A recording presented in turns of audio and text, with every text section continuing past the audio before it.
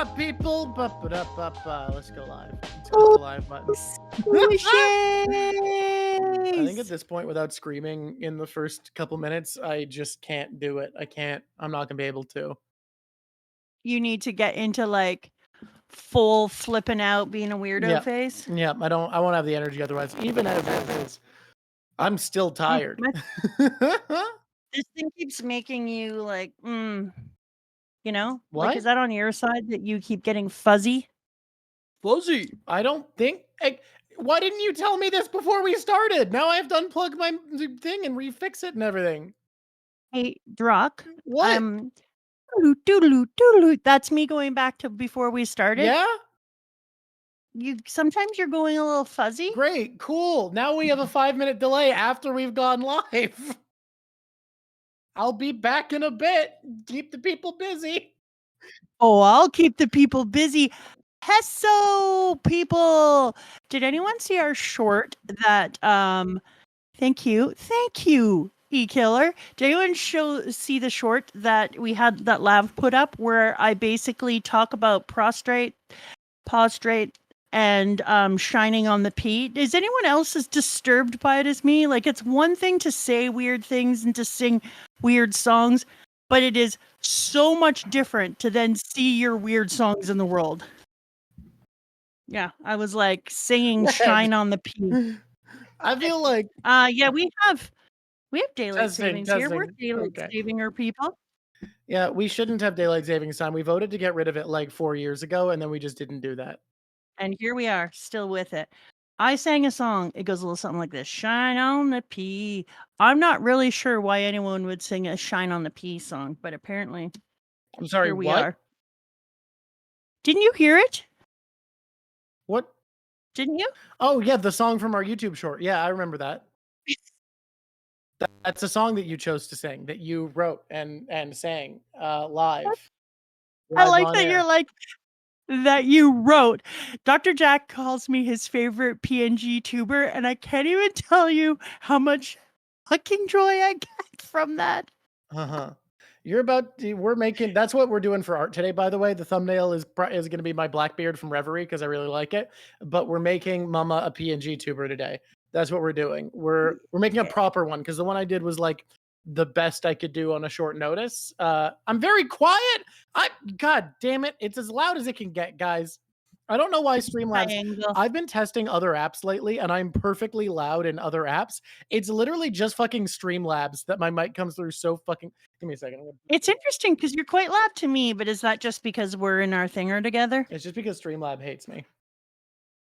You know what? Streamlabs should be nicer to you. You're a good kid. Yeah, Streamlabs shouldn't be such a fucking asshole, honestly. I'm a VTuber. I think it's partially just that you're loud, so people get their volume up to hear you. So I'm dropping your volume now. You've been dropped. It's rude. Yeah. Well, I mean, just because I do things properly, I get punished for it. That's just the hurl of the burl, baby. I'm a PNG tuber. That's just the hurl of the burl. I don't want to brag, but I'm a PNG tuber. I didn't think it would happen to me at 51, but here we are. Yeah. I am now going to redraw you in better art style and with all the different components of different PNGs so that I can make you a better rig. Aww. That's today's project. Yeah, should we talk about the Reverie? Yeah, you know what? We should talk about the Reverie. Did you hear that we were in the Reverie? No, what's up with that? Okay, so let me tell you a little bit about it in case you didn't hear yet about how cool we are. Okay. Once upon a time, there was a son, and then he was all like, "You should read this manga," and the mom was like, "Strange flex," and the son was like, "Wait, strange? That's not a." Okay, yeah, sure. Moving on, and then the son was like, "Wrong." Moving on, and then the son was like, "It'll be so fun," and the mom was like, "Are you sure?" And then the son was like, "Yeah." I have a question about the story, actually. Okay. My question is, why was I not Southern in the first line that I had, and then in line 2 and 3, I'm Southern? Okay, I can tell you because in the meantime, you went to Texas a couple of times. This was over a period of 10 years, and so you got a little Texan. Gotcha. Okay, so then the son was like, listen up, mama. I'm sorry, it's killing me. You're I having think you fun with should. this bit, huh? I'm gonna put my whole heart into this. Wait, The wait. squishies, Crossfire the squishies Tiger deserve Crossfire a Tiger good watched all of story. Reverie live. That's insane. Holy shit. Some people are just crazy. They're as crazy as we are. So then there's like, listen up, mama. You're gonna like it. You're gonna watch it with me. It's called One Piece. I've been trying to make you read it for approximately a dozen years. And then the mom was like, all right, I guess I'll do it. And then she became pretty weird about it. Honestly, if we're gonna be honest about the whole thing, she got really weird really quick. Uh-huh. She eventually sang songs about putting shine on the P. That was weird. You're really the fact that you forgot that you did that and were reminded by our YouTube short going up has really affected you deeply, huh? Well, because I do a lot of things on here that I'm not aware of. I'm just in because of all the years of improv I've done, I'm just kind of in a improv land when I'm here. And then when it comes back and I hear it, I'm like, did I really sing a song about putting shine on the P? And yeah, there's a lot of evidence to say I did. Some people would suggest that there is evidence to suggest you did sing a song about putting shine on the P, and that makes you able to tell it's P. Okay. So then we were last minute invited, which suggests to me that somebody else was invited, but they wanted to have new people. And then they invited us to a thing called the Reverie, which is basically like One Piece Oscars, One Piece. No. Yeah. One Piece Super Bowl. Well, yeah, it's all of the creators in the One Piece fan base, except for lately, a lot of the bigger ones don't show up anymore because I guess they don't like it. But maybe they will now because the vibe apparently was better this time. And somebody claimed it was because there was a mom in the room and everyone felt like they had to behave. And I would just like to point out boob piece. Well, I mean, I don't know how it's my doing that everyone was so well behaved when I went in with. It's because you don't feel obliged to follow your own rules. Everyone else felt like there was a certain like decorum that you brought, and you did not feel the decorum as it is an aura that does not affect its wielder. You were outside of the aura of decorum enforced. I would just like to point out that the day before or 2 days before, Red and I had a conversation. Was it Red? Red, was it you that I had the conversation about F-bombs with? Look at Dr. Jap. Timestamp 1 hour, 32 minutes. That's where boob piece starts. I have a I have a friend from another circle who I was telling I was in the Reverie, and he's like, "Oh, I didn't realize it already happened. I'll check it out. That's cool though." And he'd watched a bunch of the other ones, and he got to the point he's like, "What the fuck, boob piece?" And I was like, "Yeah, my mom's pretty funny." And he was like, "Wait, that's your mom? She's caught up now?" Because he knew about it but hadn't been watching our series. And I was like, "Yeah, dude, that was my mom." And he's like, "That's amazing." So it was at the 1 hour and 32 mark, 24 seconds, that I brought up boob piece. Potato and I had a conversation the day before. Potato had been like, hey, Mama Drawk, you know what? If you were to say drop an F-bomb, that would make people like swallow their tongue. They would think that was crazy. And I was like, why? Because I'm old, and I don't feel like I'm old. P.S. Everybody who's not here yet, you know how sometimes you wake up and you still think you're super young? It's the same. That doesn't ever change. Now. Anyway, now. And I was like, so if I said fuck it, be crazy because I'm a mom? And he's like, yeah. And I was like, those fuckers. And then he was like, go show them. So when boob piece came around, I was like, you say when boob piece came around. I know you had a contextual reason to bring it up for the point you're making, but it's not like boobs had naturally come up in the conversation and you were like, and now it's time for my moment. It was, we were talking about death in One Piece as a narrative device, and you were like, yep, time for boobs. Time for tit talk. In my defense, In your defense. here's what I said in my head. I heard everybody talking about death, and I really do feel like people are disappointed that there isn't more death, and I think there is enough death. And if you're gonna make people die who are important, you need to do it in a way where it has value and not get rid of death, because Ace's death was so hard hitting because it's rare. I will say, pre-time skip, I felt like there wasn't enough. However, then there was a reason with Ace being hard hitting. And post-time skip, when I first caught up, I was like, I feel like with the stakes we're going into, we need more death. I think we're at a perfectly fine amount of death now. I think I think we're at the right amount of death. Because like it's not like characters don't die anymore. Like it's not pre-time skip. When people make the joke of people are always alive, they're always going to survive in One Piece, I'm like, y'all forgetting Yasui, y'all forgetting Ashura Doji, y'all forgetting Monet, y'all forgetting Odin. Like, but Odin's a flashback. That doesn't count.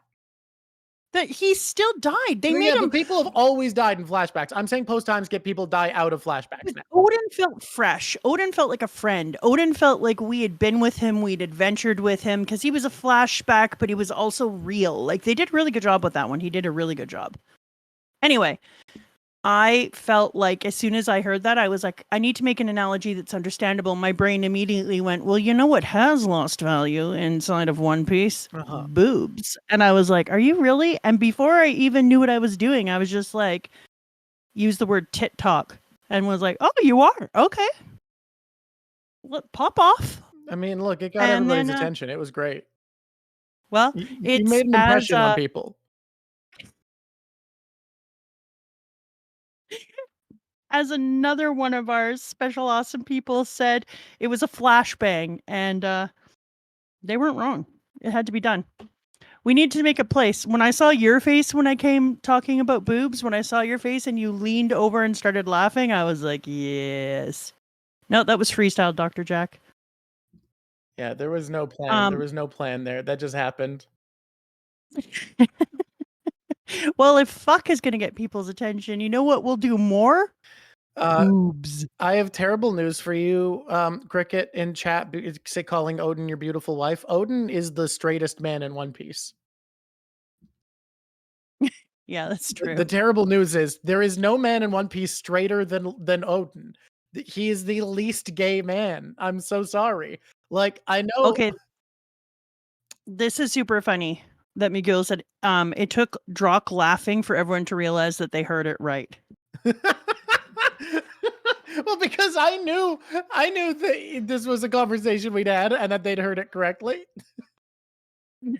But it was super true.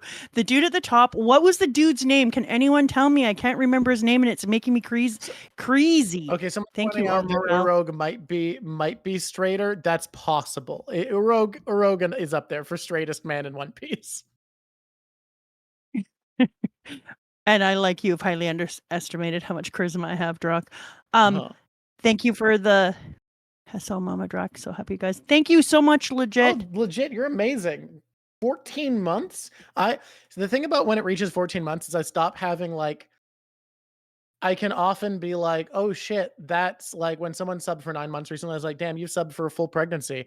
I don't know what to say about 14. That's so many that I don't even have like an available reference.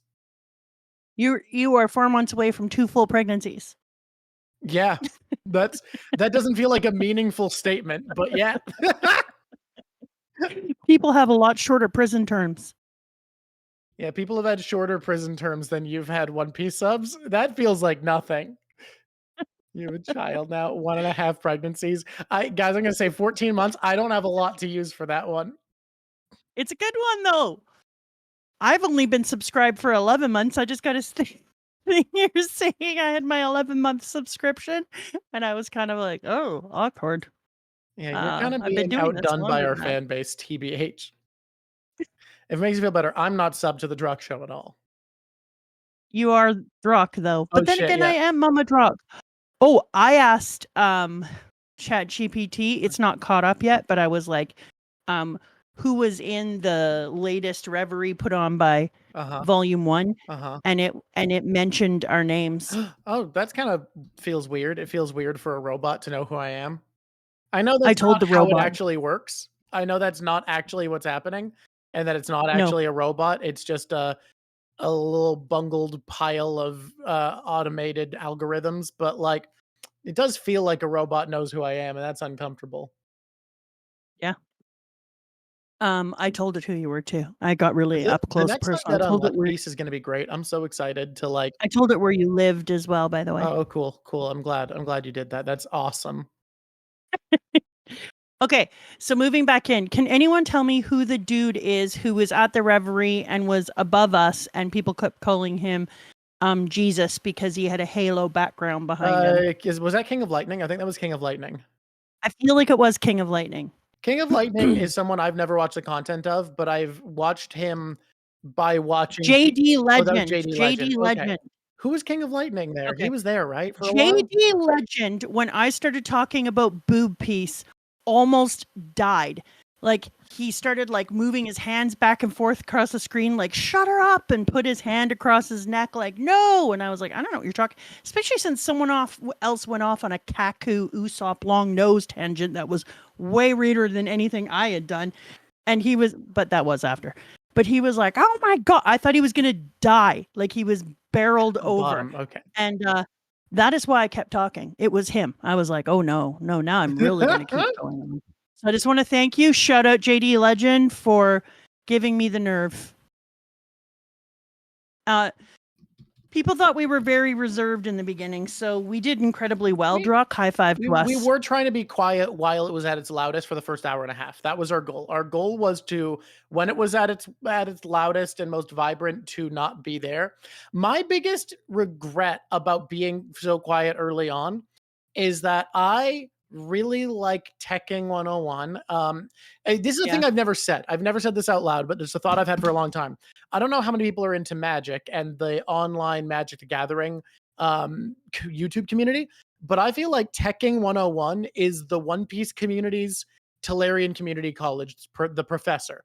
He is, for One Piece and manga broadly, what the professor is for Magic. And I can't explain it beyond that. I'm just right, and everyone should know that. And my only interaction with Teching was him calling me Drac and him calling my mom Drac's mom before he left. Drac's mom. And I feel... No. It can't be Arthur. Arthur's not cringe enough. You need a little bit of cringe to be the professor. Because you have to remember about the professor is that he's kind of cringe, but really endearing. And that's Teching to me. He's a little cringe and he knows it, but he's very endearing and cute. He's a big Impel Down fan. We can have him on for Impel Down, and he and I can be best buds and high five over it. Sam, I love me some Impel Down. Somebody, are you there? I'm here, dude. Somebody didn't know what Boo Piece was. I just said that I compared it to deaths and said that if you have too many deaths with, this is so basic.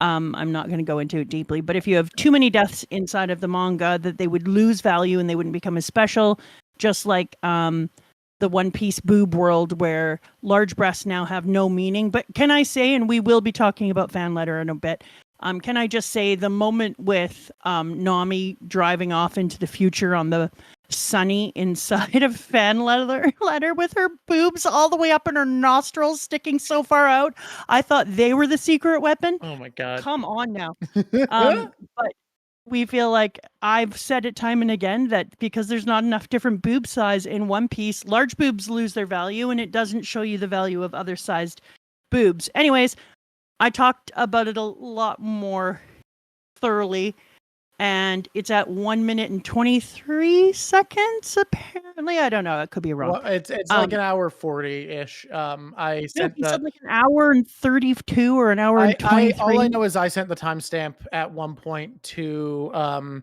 It's 13224. Okay. At one point, I sent the timestamp to Lav because when I was jumping around to see moments throughout it, I saw that. And was like, oh, that the Lav will want this because if we can get access to this footage, like if they give us permission to work with it, Lav's gonna want to make a YouTube short out of this. I would imagine. And so I feel like it was just a nice little flashbang moment. But I I was sad for you because I knew that you wanted to talk to Tacking, and you were like, he called you Track. He called me Track's mom, and you were like, no. Yeah, he called you Drac mom and me Drac and dipped, and I was just like, all right, bye, Tech Egg. I guess I'm Drac now. But yeah, if he's into Impel Down, let's talk about that. We already have confirmation from 2 people. We are going to be having them on the show and going back through One Piece again, just like we said we would. And we hit 20,000. We did, finally. It's here. It's done. Yeah. And we're going to confirm with some other people because now we're at 20,000. Now we can have we can have a lot more. Not only is Melon on the list, Melon is on twice because we're allowing each creator to be on in our read through once pre-time skip, once post. And then Melon was like, but I'd like to be on more. And I was like, we can't triple dip though. Yeah, but we could be on for other things. Like we could just have Melon for other things. Plus Melon can have us on their show. Melon is so cool. I've been talking to her lately and she is awesome. We both love Melon. Oh, like both of us were like, this is actually a great opportunity. I want to announce a big project that I'm doing right now as a just me thing because I need to do more big stuff to help build the channel because you have a real job, a real human job. So I need to have stuff I'm doing without you. I also play guitars. So yeah. So I'm pretty cool. I have a project I'm doing that Melon actually helped me with a little bit, not like just by hashing out some ideas, where I'm going to be doing 3 streams in the near future and some voiceover and getting editors to put it together into a pseudo video essay about the ending of Attack on Titan and why I love it so much, why I think it's actually brilliant. I think it's brilliant. And why the author of Attack on Titan being who they are makes it a lot harder to wholeheartedly enjoy than I think I would be able to if it were written by anybody else. Interesting. Yeah. So I'm doing a video essay in the near future and Melon helped me hash out some ideas based off some thoughts that she had. And I feel like it has substantially improved what this will look at. That's amazing. And you should have her in there. I think you'll really appreciate the ending after hearing my points, because a lot of the people I know who don't like the ending, there's some stuff that they didn't think about and how well it lines up, that the more I think about the ending of Attack on Titan, the more I love it. It's so good, and I get why people don't like it. Did I ever pet the boy? No, but let's do that now. Sorry, what were you going to say? Usually I pay attention. That must have happened when my screen went black. Probably. Also, Drawk, that means that because we're at 20,000 subscribers, I found your wig, so don't worry. And you've got your costume. It's time for you to be One Piece Luffy Gear 5 next time we come on. Okay, guys, I promise I'm going to sell you on the ending of Attack on Titan. You're going to love it. And I don't want to do Gear 5 yet. I think you were insane for promising it this early. 20,000 doesn't deserve Gear 5, and I'm only doing it because the pedal goes up, but I'm taking a point of contempt. This reference to an RPG. Listen, your point of contempt is met, and I'm going to ignore it, and I'm just going to say you're going to make a great Gear 5 Luffy. Gear 5 Luffy is NBD. It's a very easy dress-upable. You used to dress up nonstop. Yeah. And 20,000, that's like if you get 20,000 at a game, you're a professional game. We're a professional game now, basically. What do you mean? What? You know, like 20,000 is a good number of fans at a Canucks game. Yeah, but there's a lot more people are watching them at home. So we're 20,000 live audience. It's a lot of people. Somebody had pet the boy. I did pet the boy. So, I unfortunately no, they did it again. Official redeem pet the boy. Let's go disconnect and reconnect the boy cam, see if it works. I'll be right back. Fixing the boy cam. Yeah. He can get over it. He can be sad. He did do a Marco cosplay, didn't he? No, that's 50,000. Gear 5 Luffy, I bought him a full costume. I bought him a wig. I bought him a hat. I bought him a sash, pants. I don't want to. Okay, let's. I don't want to oversell this, but Gear 5 Luffy is going to be a look, or as some people say, a Luke. Yeah, that's a normal thing that people say. It is a normal thing that people say. Did I buy him a rubber hose? No, we're not allowed to have rubber hoses in our households. Guys, here's this beautiful boy. You're always a baby. You know what I want to get is a thing. What's up? That moves with me when I move. Oh, they want you to give him a treat. Giving a boy a treat, man. You guys are all about boy cam today. Here's the thing about making a thing that moves when you move. That would need a VTuber rig, which costs a lot of money to get made. So we would need to pay someone like a substantial amount of money to make you one that actually like fully moves with you. Unfortunately, I'm gonna see if I have people. You're gonna see if we have people. Like, I don't want someone to do like. Whoa, it's 20K for the really good not ones. someone in I our think it's about community. 3K. That's not nice. I'm not talking about a person in our community. Lots of times kids in my school do things for tech that they need to do in order to get a grade. And so You're they gonna can do things like abuse that. child labor. All right, fine. I think it's about 3K to get like a middle grade one, which is all we need. We don't need the type of ones that would cost 20K, but it would be about 3,000 to get you like a full VTuber rig. I'm just telling you. Meanwhile, there's kids in my school who need to make them so that they can pass their course. Oh man. Look, you do you. I'm gonna make you a little guy that'll react when you talk. That's what I can do. Encourage child slave labor. Oh, that's hilarious. No, there might not be. It depends if that's what kids are doing right now. What's her face's Iron Mouse's is what a $50,000 one. It's so adorable. Iron Mouse's vary from like 20,000 to 50,000, and she gets new ones made like multiple times a week because she is one of the most. She is currently like the most successful streamer. Hers are adorable. Iron Mouse is fantastic. She is an incredible, like tour de force, powerful creator. She dethroned Ludwig for the highest sub number of all time. Yeah. Is she still dating that dude in Japan? Oh, who knows about that? I don't keep up with the drama. I just know about people as creators. Keeping up with the drama. That's where I saw that guy that was on with us, Drawk. What? The one that was in the middle. I think I saw him talking to that guy I'm talking. Oh my God. I'm going to say, maybe it was Connor. I saw him talking. Who was the super famous-ish 30s-ish guy that was on our stream? The Reverie? On the Reverie. Was it Sea Dog? You know, he like, he was in his 30s. He was in the middle. He kind of came in and took over for everybody. Roger sounds right. What's his last name? Or Randy? Not a creator I recognize, unfortunately. I've watched him, the person, and I was like, why do I know this guy? And what have I watched of his? Randy Troy, people think? It's the dude who at the end was like, I'd love to do content with all of you guys, especially the new creators. It was Randy Troy. And I'm going to turn this down. Yeah, but I've watched him. Yeah. Oh, I think it was No, it was a different guy. Randy Troy is a different guy. The guy I'm talking about is Roger. Okay. Roger's base. Roger's base? Anyways, I thought he was really cool. And he was like, yeah, I would love to do work, especially with the new creators and blah, blah, blah. And I was like, this is a really good guy. I really like this guy. And it is him. Roger's base. And I've watched him do a bunch of things with different Japanese content creators. Oh, that's awesome. Yeah. Okay. That makes me feel better. Yeah, and I really like him. He's a really kind person, and I like his takes, and he's weird. And I don't know if you've noticed that. I like a weird person.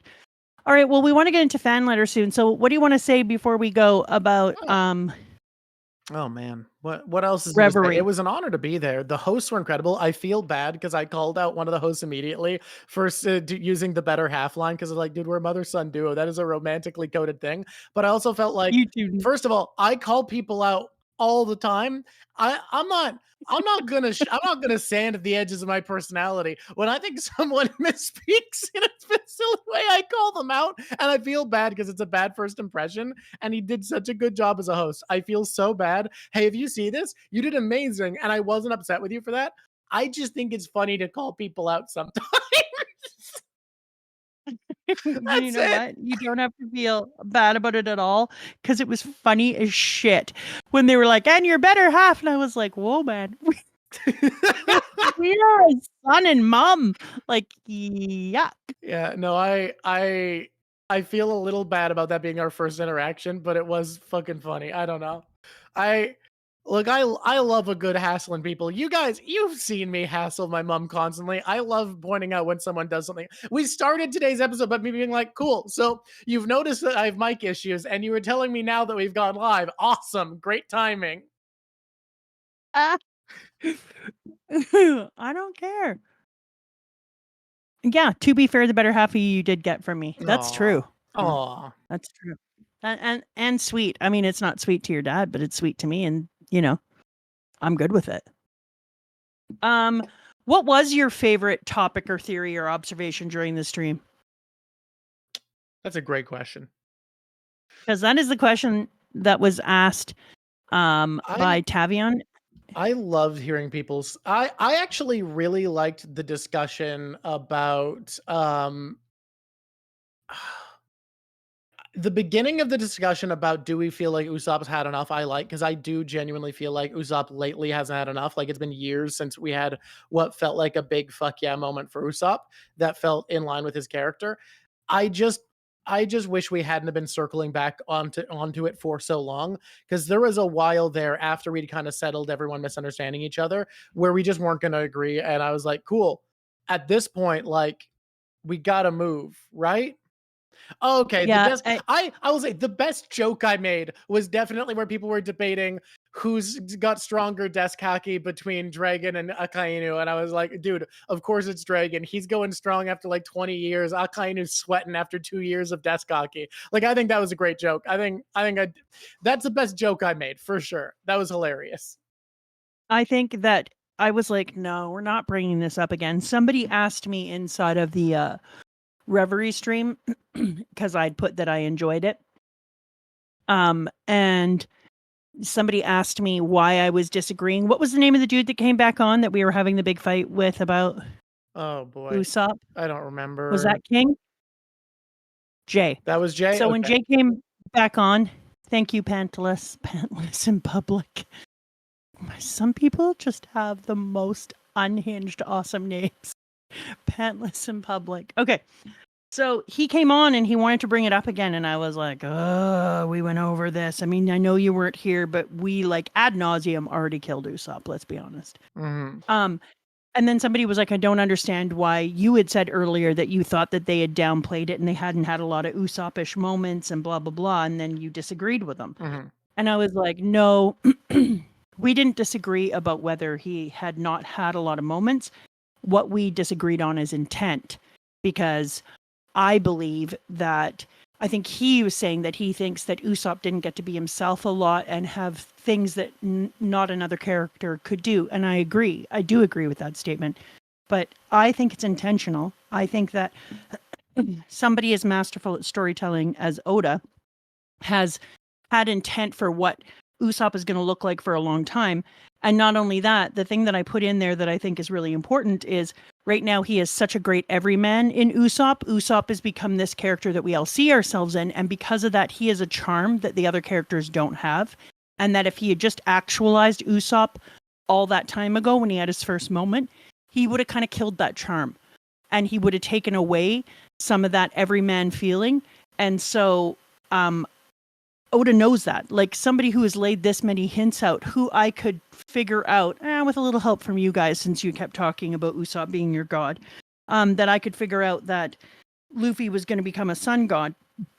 That person who wrote those pieces and left out the crumb trail knows what they're doing with Usopp. So the difference is that I just feel like I know where he's going and that it's intentional, and that Jay feels like he's just been left out and hasn't been given an opportunity. I'll also So that's all the difference. How to put this? The more I think about it, the more I really, really disagree that anybody else could have had the moment where they told the samurai to fight on and live, because that is true in the most technical way. Like it is technically true, but I don't think it would have meant anything from a lot of characters. Like for Usopp, he is always glorified and worshipped warrior culture. And through a lot of Yeah. Wano, we see him being like, maybe parts of the way I live are actually worthwhile.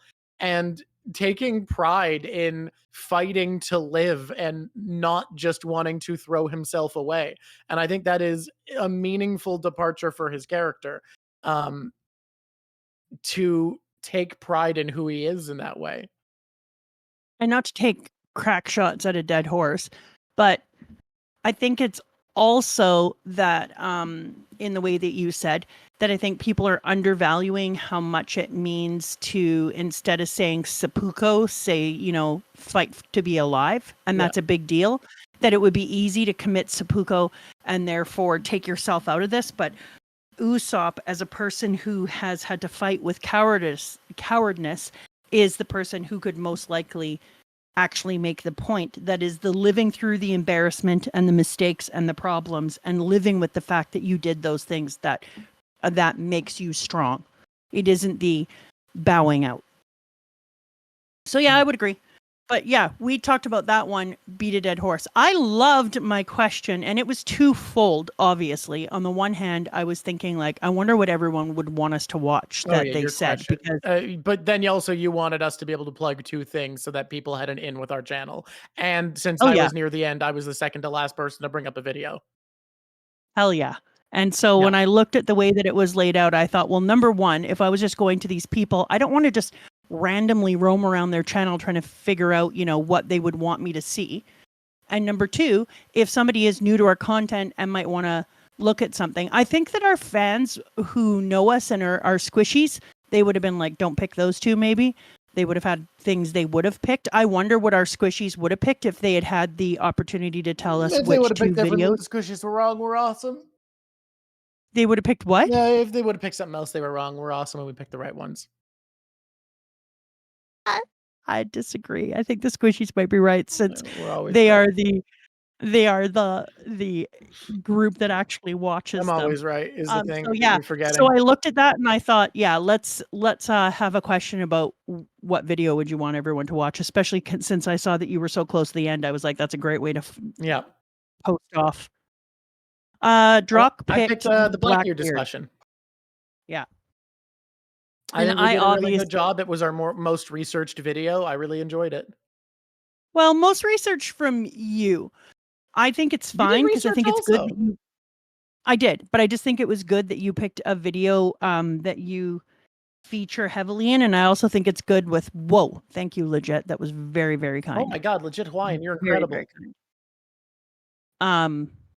I also think it was really good that you chose one because that's part of your personality as a streamer, is your love of as a One Piece streamer, your love of unlovable dickhead. I also think, like I've said before, Roxanne would have picked our Little Gardenville video. Oh, I've said before that I do like Luffy a lot more than Blackbeard, but that's such a, like, everyone loves Luffy, so it feels meaningless to be like, my favorite's Luffy, which is why I identify as a Blackbeard stan, even though I don't think he's my favorite character at all. Oh my God, are we getting more gifts, guys?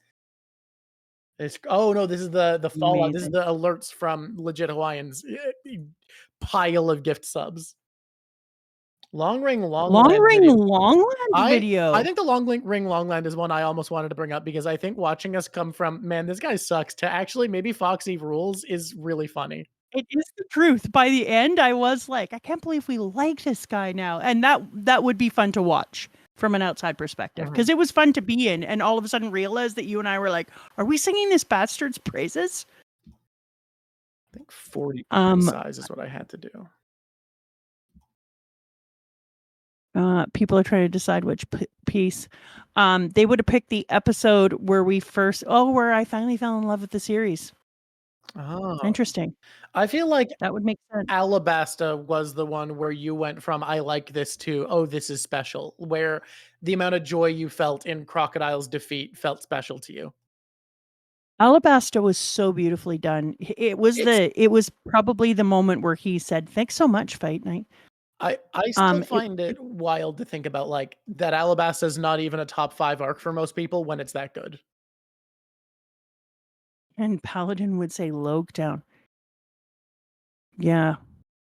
Well, Dr. Jack, even though there was part selfishness in it, I realized that by me having selfishness, that it gave everyone else to get a little moment of selfishness. And now I'm going through and watching those videos, and I love watching them under the idea of that's what people wanted us to see of them.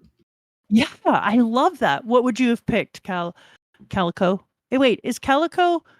Okay, Celio is cricket. Calico is not cricket. Okay. Is when I dropped the divinity bomb. Is it? God damn. Good for me. Dude, I dropped divinity bomb. I still think of the anime killed Crocodile's ending so hard. They did such a good job. Like because the final attack where he punches him out through the city, they play classical score. What is it? Beethoven something. And it's so goddamn beautiful. God, the anime made it so good. I think about the Zuma Zuma song all the time. Anyways, I picked Impel Down, and I picked it because I think it was some of the most fun I'd ever had. I think it was some of your best like media literacy pills, just like making awesome observations. Yeah. Skypea. Okay. Yeah. No, Roxanne's not right either. I like that. I like seeing what people would have picked. Yeah, I think that I had more time in Impel Down. I've seen some of the other areas. It makes me really happy because of all the stuff that happened with your sister and the emergencies we went through this year and how hard of a year it's been. I'm really looking forward to getting to go back in with people and like feel the love and do a little more in depth and play off of people who also love something. Like I feel very grateful that this is a direction we're heading in. I love this community. And the more I saw other people's community, like, don't get me wrong, I think that there's a lot of really awesome One Piece fans. I just think our squishies are kind of special and squishy. In the interest of not starting drama, I will not talk about the fact that there is a One Piece community that I do not like the vibe around, but every other fan base I know, I think they're full of incredible people. Obviously, I like ours the best. I think you guys rule. I like talking to you. I feel like I never see a higher density of awesome, insightful takes than our chat. Maybe like Melon T comment sections. There's a similar level of like, oh wow, these are really good opinions. But I even think then, you guys, I more often see like takes. And it's not just that you guys agree with us. I see takes that change my view of the series. Like I see opinions from you guys that feel entirely fresh and eye-opening to me. And that's awesome. Yeah. That's why I think that I love our community the most, is because like they are adding to our experience with their insight. And everyone else's. I talked to somebody who said they watch our videos and that they love reading the things that the squishies are saying too. They think that we have a really good back and forth, and they like how they talk to each other. They're like, it's really fun actually because you guys do it as a Twitch to see the squishies talking. And I just want to point out, they called them squishies. They called them squishies? Yes. That's awesome. All right. I'm glad you finally got a name, because you wanted a name for them for so long. I totally did. And Squishies is right. Squishies is good. It took you a fucking while, but you got it. You nailed it. We can't say got it in one, but we can say got it. And then the other thing I would say about the Reverie is I loved how fast paced it was, but it still felt like it felt like it was 12 hours, but it could have gone so much more because everyone there had so much to say and so many interesting talks, but you could tell they were also holding back some of their biggest takes because they had to decide like, what should I put out and what should I not put out? I will say, I felt like I got to flex a power I have in social scenarios, which is I am good at speaking down a room to talk my point over. However, that's very irritating. So I tried my best to only use that when I was using it to make clear what two people were not seeing in each other's ideas, or to cut to the core of something that people were talking around. Because I think if you're going to do that and speak over people and get everyone to listen to you, it needs to be for the point of settling things and moving a conversation forwards from the clusterfuck it's becoming, instead of just to get your point across authoritatively. Yeah, I do Cricket like to act as a mediator in really like talk over noisy situations. I like to be the person who notices what two people are not seeing in each other's points and say, hey, this is what we're missing. This is what's actually being said. It's the place I like to be in. And that made me feel very satisfied in the Reverie, getting to kind of flex that muscle a little bit. He didn't really call him out so much as he called out to him, Dr. Jack, because I felt like he felt upset that Drawk had done that. I actually really liked how Drawk he handled it. I like him being like, I think you're misinterpreting me and speaking for me. And like, if I like to be the guy that notices what people are missing. And sometimes that means you're going to accidentally put words in people's mouths. And I really respect him for calling me out on it. I really like that. I disagree with Jay a bit. I think he called out to you. And I think that it was a really interesting thing. I super respect the way you handled that. Yeah. He's the one who had the most problem with Boob Piece. It almost killed him. And then he's also the one who decided to have a huge talk with what's his face about long noses. Look. You can say I'd be an awesome host Drawk of a Reverie. and I have talked about being a host of a Reverie, getting deeply into this, but my God, did that look like... think about how much more work that would be for me than just being there. The stress. I'd have to do so much more work. We could host it together and rock it out, but the stress level. Yep.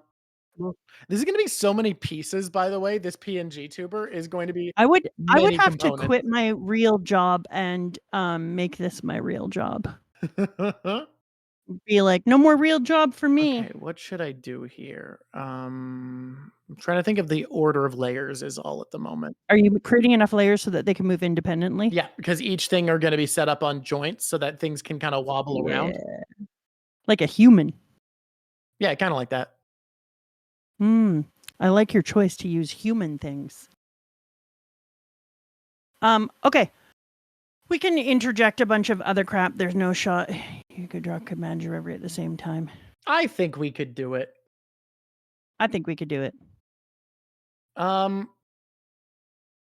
I think we would just have to focus on managing instead of being participants. Though honestly, I think Josh and Megan did a really good job because of that. Like, they were not necessarily participants in the Reverie, but they were fantastic hosts. Ooh, I like what Tavi input because I like to know what would be good shows of others to watch.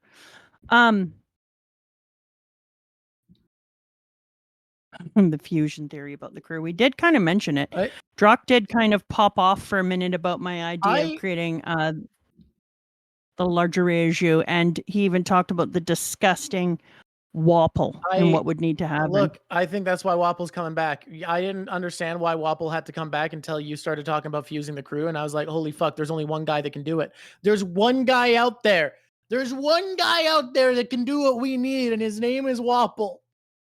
Are you serious? Do you think my crew fusion is still possible and then it will be a Wapple moment? Do you still think that? I want to believe. This is a very special thing about you, Drawk. Yeah. You got that need to believe. I'm glad the Santa debacle didn't kill it in you. Okay, I think now we do the head. The head has to be behind the hoodie. Yeah, it has to be behind the hoodie. This is so many components. This is so many layers. I know, wild to watch it coming together. Okay, do you want to move into some talk about fan letter?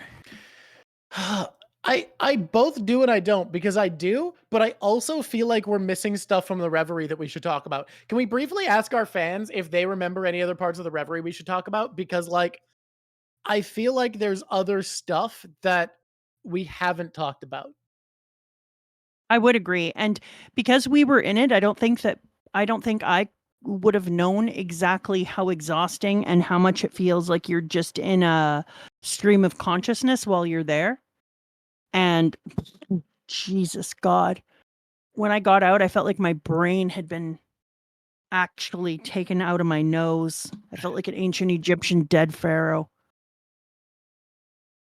I think I'm not I gonna. have to mention. Do I want your bangs to Oh, move? No, I think I don't want the bangs to move. I think that's gonna be too many the bangs would parts. be cute moving, but Fucking, we'll Dr. do Jack it. makes a good point. Did you know that we had live watchers that squishies came into the chat during Reverie and they watched it with each other and then would talk about the interesting parts? Oh, that's incredible. I did not know that. I had wondered because it seemed like our squishies were being very coordinated at times, but I wondered if that was Yes, just like one of them noticing something and then jumping on it to talk about. Oh, it was we so crazy. I did love our chat bringing up a question from our I'm taking questions corner, and bringing up the which person would you like to hang out with? I stand by that if I can have all the caveats, I would love to party with Blackbeard's crew, but there's way too many caveats for that to be my answer without them. Like, because you're so likely to die, right? Yes, that was Dr. Jack's question and it was amazing. Um, I stand by that Rayleigh was the right answer. Rayleigh, the thing is, a lot of people mention characters who are so cool, but I think would be an awful hang. I stand by that Melon is wrong, and it wouldn't be fun to hang out with Trafalgar Law. I think he'd be a buzzkill. I don't think he Oh, knows how to have I don't fun. know that. I think that, like, in theory, I'd like to hang out with him, but I think in reality, not so much. But Rayleigh would be, he'd pop off. That would be fun. You could just grab a couple of bottles of beer and go down to a view and sit there and chit chat with him. And it would be, he'd have some of the greatest stories ever. He'd know songs. Yeah, Rayleigh. I think Rayleigh, I if you think brought is your guitar, Rayleigh can hang. Rayleigh can chill. yeah, I think Law would be a buzzkill, and you wouldn't have any fun. You'd be like, "Yeah, it's time to hang with Law," and he'd be like, "I have work to you do." know, would be such a fun stream. And I don't want to forget this. And I'm worried I'm going to. Cricket, can you remember this and put it somewhere? Because I won't. Yeah, Is to do a stream where you and I pre-pick the best One Piece party, and you're only allowed to invite 20 people. I feel like you'd even want to do less just so we could get through it in the stream. I also think it would be great to do a stream that it's like, no, this could be a series. This could be such a series, and we could do it for different manga and anime. But like, it doesn't need to just be parties. It could be like the fucking blunt rotation. Make your One Piece blunt rotation, and that's a stream. Make your One Piece party. Make your One Piece D&D group. Like, I Yes, like. Holy shit! This is a series I want to do now. this is a series, and This we could have so much Oh fun. my god. Oh my god. Which one would you want to start with? Because I think we should absolutely do one of these at some point. Because I think these could Make just your One I Piece think we could party do is these in an and calling hour. it Party Piece. You're right, Frostfire. Party Piece Party piece. I would think we be the could most. I think we could do these in an hour. And I think we do make it a draft where we come in with our plan, but we go back and Yes. forth. And if the other person takes one, we're not allowed it. So we basically need to make a double length list. Who is the guy? Is it Arthur that always makes, like, right now I watched him do a live stream where he was rolling dice and then he'd have weird things and people would have a competition and the competition might be pie baking and it would be two different people with each other. I think he would love to do this with us. Oh my god. Yeah, because you could Have to so come in this with a is such a team. good way to have other people on. I think Melon would love to do it. Yeah. Honestly. Tekking did it. It was so fun. That's I was great. like, Tekking, that's amazing. And I loved everything about Oh, that. this reminds me. I have a game that I love to play. This is a great game if you're traveling with someone who also likes anime or video games or whatever. Okay. This is my game. Simple rules, okay? It's a who would win game, but instead of being like my character would win in a fight, all right? You and the person you're playing with each secretly pick a character from fiction. You say your character at the same time. So we're gonna do this One Piece characters, okay? You think of a One Piece character. I'm thinking of a One Piece character, okay? It has to be someone who we Yeah. generally know what they can do, at least a little bit. All right? Yeah. You're thinking of them? Okay, I'm thinking of mine. Um, okay. 3, 2, 1. Akainu. Brooke. Okay, so Akainu and Brook. Brook is, you would agree, the less strong of these two, right? Yes. The way this game works is you to look at whoever is less strong, and you try to pick which Olympic sport they would win against the stronger person. And if you can't think of a single Olympic sport, you go to games. You start thinking of any competitive game of what they could win. And the loss scenario is if the two of you working together can't think of like anything beyond a game of pure luck that the weaker person can win. Now, this one is easy because any race, ice skating, fencing, there's tons of options where Brooke wins. But this game gets so weirdly fun because you'll be stuck thinking like, how does this child beat trained soldier? What sport can we find? It's genuinely a great like killing time game. I love it. I love that. Yeah. We can do that too, but I want to make sure that we never forget. I like your idea better as a stream. I think we do it. Do you want to start with like party or should we do something specific? I want to do party because Frostfire came up with the great thing. Where was it? We'll do it as a house party. Frostfire, where is it? Yeah, party piece. Party piece. I think we do it as a house party first. Yes, and there needs to be other rules because we need to send them to people. We need to say like, yes, what kind of a party it is. Is it going to be like a dinner party, a dance party, a birthday party? I think if we say a house party, we assume that this is a drinking event. You're playing music, you're having fun, you're having people. Yes. Like I think we just start. And you've got to create it so that it is like literally the best possible party you can have. Yeah, but we do it like a draft. So like, if someone takes your pick, you're fucked. I agree. You do a draft, so you have to go in knowing kind of like who you would want to have. Mm-hmm. And then I think you're only allowed to have 2 straw hats maximum. I think that's a good rule. Yeah. Because otherwise they're just going to vibe with each other. Oh, well, not all of them. No, not all of them are just going to vibe with each other. Some of them I think you got to think about a lot of things. You got to think about like summer house party for sure. You got to think about like how well they get along with each other. You got to think about like who's going to be a good presence, who's going to start drama. I think it's a great idea. Sam is right though. Just so you know, the game that you just talked about, here's what Tekking did. Tekking decided on, I can't remember, but I think it was like 20 people. It might have been more. And then he had like a 1v1 against different people, so there would randomly be picked with his online dice, and then it would go do Big Mom do and Brooke, and then they'd pull out the thing they were going to compete on, and it would go do building a house, and then you had to have a decision on who would build a better house and talk about all the different reasons. Okay, but we know it's Big Mom for sure in that scenario. Big Mom and Brooke, you think Big Mom's building a better house? I think it would be gaudy. I think it would be gauche. However, I think the house is mostly going to build itself, and that's kind of too big of an advantage to overlook. Yeah, like she is building it out of food. I don't know how much that I'm in love with that, but she is able to do something that other people aren't able to do. It's not common to be able to tell the house to build itself. That's not exactly a normal ability that people are. Are we talking about speed though? Because I have a feeling that he could sing some souls into action. I mean, look, I'm telling you, if they're on their own, Big Mom's cooking them. Okay. Let's see that the random competition is. This is similar. My vibe is the reason I like mine is because it's always about trying to find how the weaker person wins, and I think that's cute. But this is a very similar vibe, and I like it. Anyways, I watched him for a while.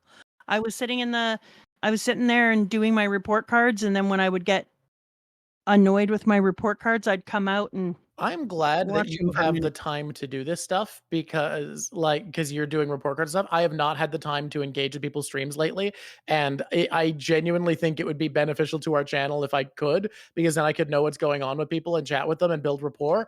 And I cannot at the moment. Yeah, I felt bad for you. Hey, the only reason, Drax mom. No, I didn't say, hey, it's me. It's Drax mom. I did not do that. Kind of a wasted opportunity. He knows Drax mom.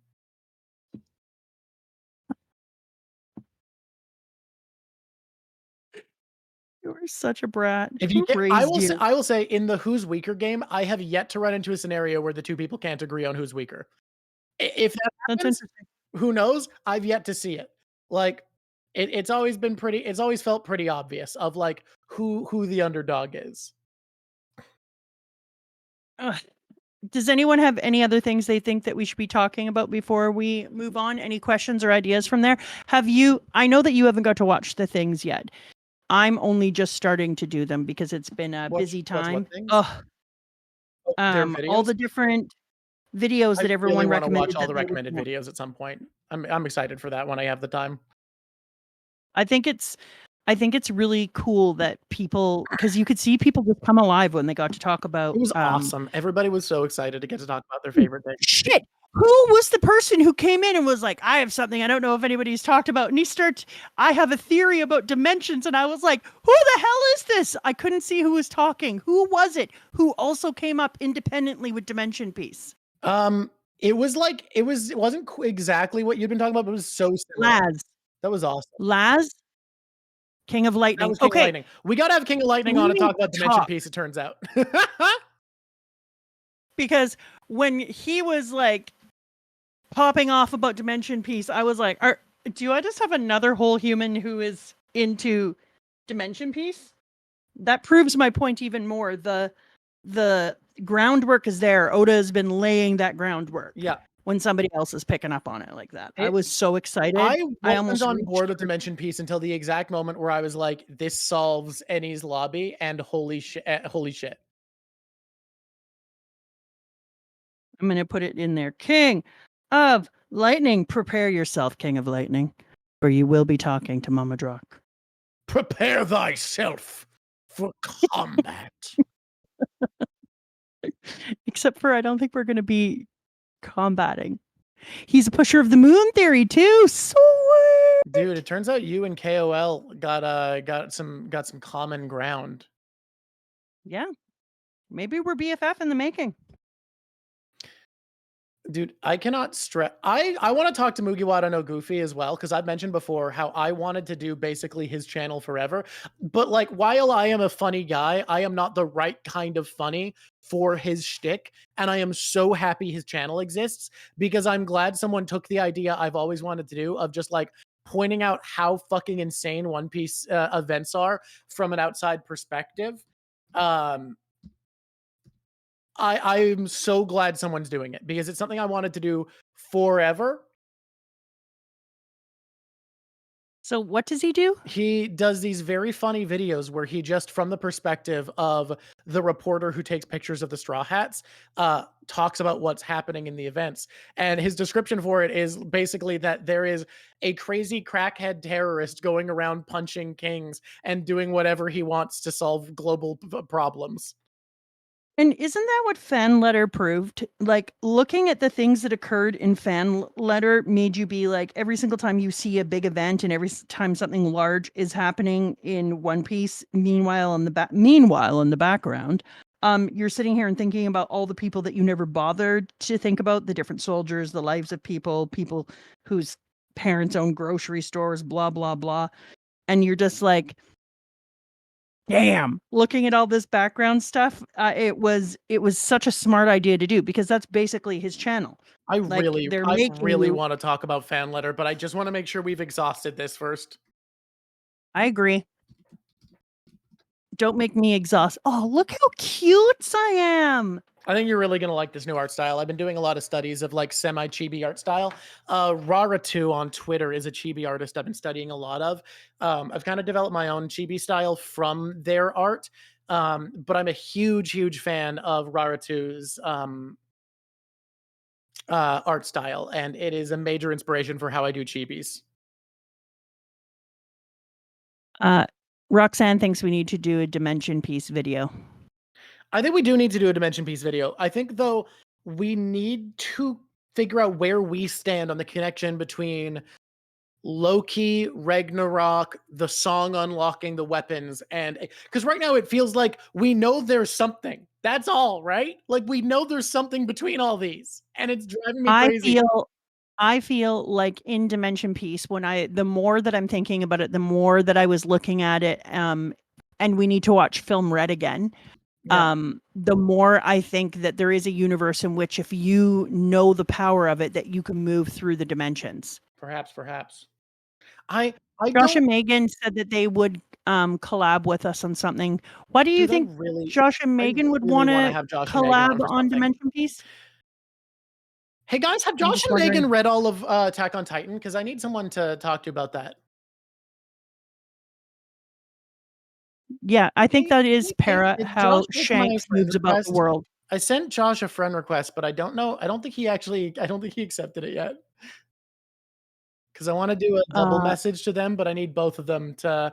Murphy's about to finish. Dude, I would love to have Murphy on, but like I feel like everyone's excited for Mama to be on with Murphy. So I don't want my first time having Murphy on the channel to be without Mama there, you know? That would be sad. Yeah, I just like people really want you and Murph. So I don't want to take that from the people because I do need to start doing more stuff on my own, but that doesn't mean that I should talk to someone everyone's been really excited for. You to meet, I'm thinking of putting I'm thinking of putting secret content on my YouTube channel. Okay. Yeah, I mean, you can vlog. You do as you will. I don't know if I can. I'm planning on making more content, y'all. I love Murphy. Murphy's so good, dude. Murphy's so good. And I love Melon Tea. We get along like a house on fire. Melon Tea and I, as soon as we started talking, I was like, this is a person that is fully grokking. Oh, I have to sign a document. I just signed it. Yeah, that's how cool everybody. I am. I'm on the. I signed it and nobody even knew. Hi, everybody. We're buying a house and it means signing documents. Mel, Murph, Philip, and the Drawk stream would be eat so bad. I wonder if we could have like a larger thing where we all fight it out. I'm buying 48 houses. Amazing. I'm gonna take a picture of that Japsan art. Did you see that? I'm a member of the 1%. I am the bourgeoisie. No, you're not, you weirdo. Bop, bop, bop. Oh, I made my initials. Did you see this? Japsan art said Mel, Murph, Philip, and the Drawk stream would eat so bad. And that's made me think, like, what if we invited... You cut out, invite what? What's up? What's happening? Sorry. I don't know why. I've got to find out why my screen turns itself off if I'm just sitting here, because you're moving and it still turns itself off. What if we invited a bunch of them like to create a One Piece party or peace part? What'd they call it? No, they didn't call it peace party, did they? Peace party. No, it's not what they called it. Party piece? Party piece. Dude, I would love to do that. Because if we invited a bunch of people and they came and they had to, and we all got the teams, we would need a moderator. Yeah. All right, I'm messaging Josh right now. You know what I like about this casual stream we're doing is we can just mess around and talk about our plans to our fans right now. Like we're just vibing.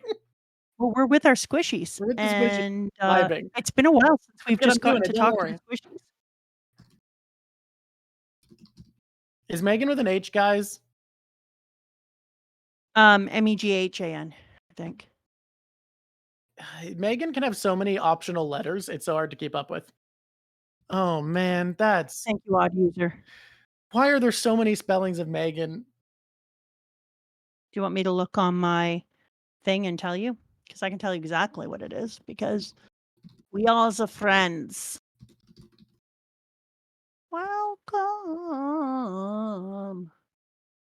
Direct message. I'm so bad at remembering to message people. Okay. Here we are. Here we are downtown by myself, and I'm a guitar man made of guitars.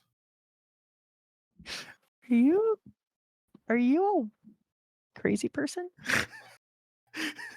It's Meghan, just like I said. Yeah. She calls herself Megan, though, and my stepsister spells her name Meghan and calls herself Megan. You know, your stepsister's allowed to be wrong. That's rude. Party piece Bacchanal? Dude, I really want to do Party Piece as a regular stream. There's so many. I'm gonna be real. I I don't do blunt rotations. I have to be real. I get high probably like 3 times a year at most. But the idea of trying to come up with the ultimate blunt rotation in One Piece sounds like so much fucking fun. I think I could do it. Also, there's different types of party that people are right about because you would invite a totally different vibe to like a bonfire on the beach. I want to pitch something that I feel like is a crazy option you could do for building a perfect One Piece party. Which is if you go all admirals, I think it actually, or sorry, not all admirals, all Navy. I think it actually works out weirdly well because I think a lot of the Navy dudes would be way more chill with a bunch of other Navy dudes there, and it would actually be a cool time. That's like a meta you can play because then people aren't taking your picks. Because if someone invites a bunch of pirates, they can't pick Navy. Are you trying to give me your possible party piece already I'm telling you, I'm already realizing there's a meta to winning party piece. I could just do it I do to you in another game and just take the bitch and go for broke. You are better at shooting the moon in hearts than any other hearts player I've ever seen. I've never done it successfully. I've only gotten fucked over. You are so good at reading the tempo of hearts and seeing when you can go for it. It's honestly incredible. I will always win at shooting the moon. Yeah. No, if anyone finds themselves up against Mama Drawk in a game of hearts, keep an eye out because she is going to try to go for it. And she'll do it in such a sneaky way you won't even know what happened. Yeah, I have never been hit by it from any other player. No one else has succeeded. Just you and multiple times. She did it twice in one game. Twice in one game. This is not a lie. This woman. Okay, what would be another thing if we have party piece? What would be another thing we would want to take them to? We could do things People like are saying whoever gets Shanks wins. I think you guys are underestimating how many great partiers there are in One Piece. Shanks is great. Oh yeah. I don't think Shanks is any better than Rayleigh. Not to mention, like, let's then talk about a different kind of party, dinner party. Wedding. Who's the best wedding guest? Oh yeah, no, we're gonna do all of these because party piece is hilarious, and I want to do this. I want to do this so fucking bad. I want this to be a series we do because it's amazing. Also, people don't understand, and I talk about this all the time with Data Drawk, who the Drawk, the Drawk, the Don. the dum dum. We talk all the time about how people are shit wedding guests. That there is a art to being a good wedding guest, and people just do not get what that art is. It's all situational. So, like for instance, Admiral Kizaru in your blunt rotation is S tier. That is an S tier member of the blunt rotation. I think he's like C tier at best wedding guest, probably D tier.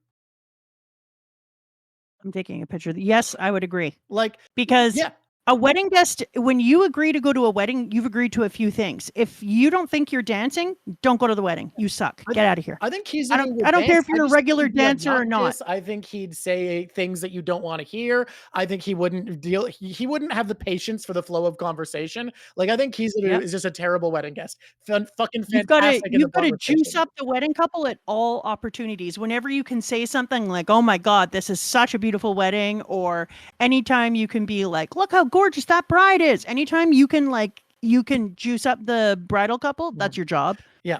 Your ass is on the dance floor. It is. If it's not, you suck. Get out of here. Let me tell you something. Someone's bringing up Stussy as a wedding guest, and it just made me realize how ridiculous it is that isn't it weird that Stussy twice now has drunk a giraffe in One Piece? Ew, yeah, no. I've talked about this before. It's not comfortable. And Stussy is like a maid person. Like a clone? I wonder how much of the mind of my big boy Emmett could be taken out and put into something else. Like a human body. Okay. I want to rescue Emmett. I imagine far less than before he got blowed up.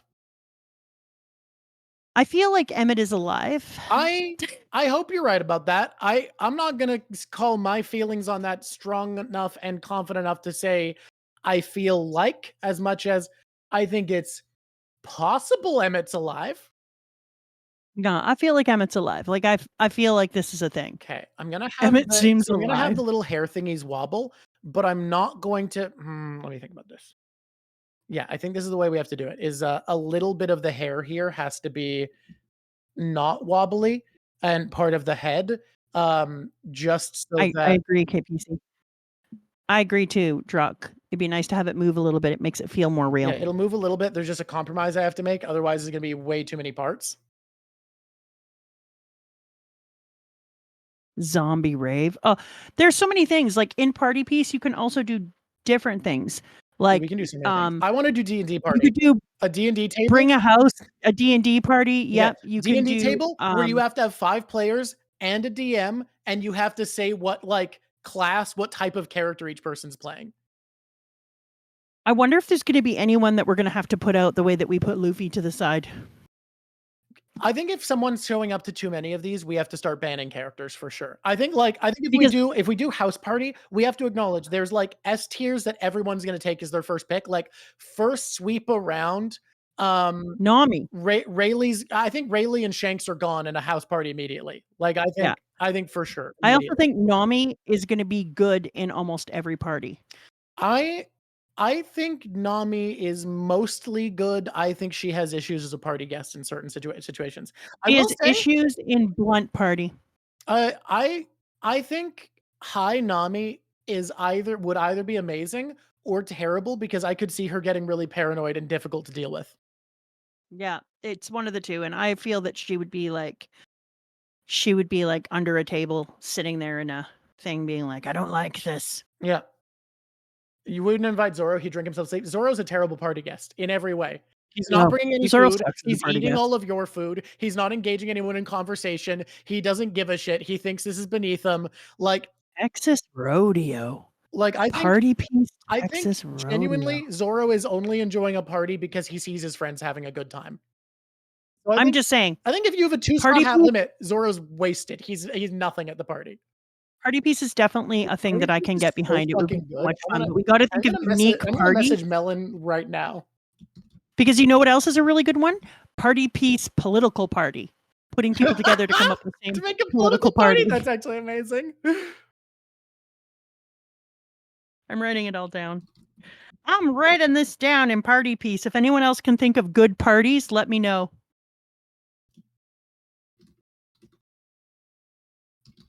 Ooh. I think I have something showing up here. Ooh. My dogs think I have something at the door. Thank you, Para. I appreciate you apologizing. It's going to change a lot of Canadian universe, too. Am I getting pinged? Dude, is that me? I might go the all Navy route, because then my characters aren't in contention. The issue is, like, I feel like I can only think of like 5 Navy members who seem like they'd be cool at a party. Can I hit you with my hot take? Your hot take, yeah. I unironically think Helmeppo, now post all of his changes and improvements as a human being, is a high tier party guest. Say it again. Who? Helmeppo? I think Helmeppo, with all of his improvements, is a high tier party guest.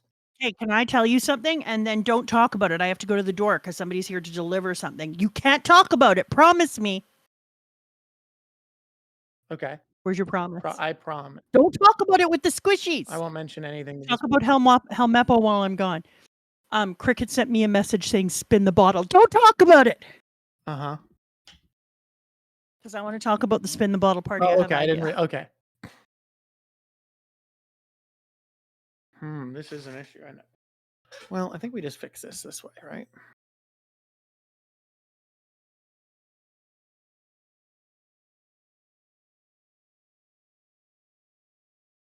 All right, guys. I can't talk about spin the bottle. No. Let me tell you. Let me tell you about Helmeppo. Okay. Helmeppo is a bit of a dick, but he's a funny guy. He cares about his friends. He's going to make sure things don't get out of hand. He's going to want to spend time. He cares about the party, and he's become a nice enough guy that he's not going to be bragging in a way that's like hurtful to people. He seems to have his ego pretty in check these days. He's a little insecure, but I think he's just like a cool guy to hang with. I don't think he's like center of the party, but if you have 7 life of the party dudes, that's too much. That's not a good party. I think he is good filler party guest. I think Helmeppo is a perfect. Who is this? Helmeppo?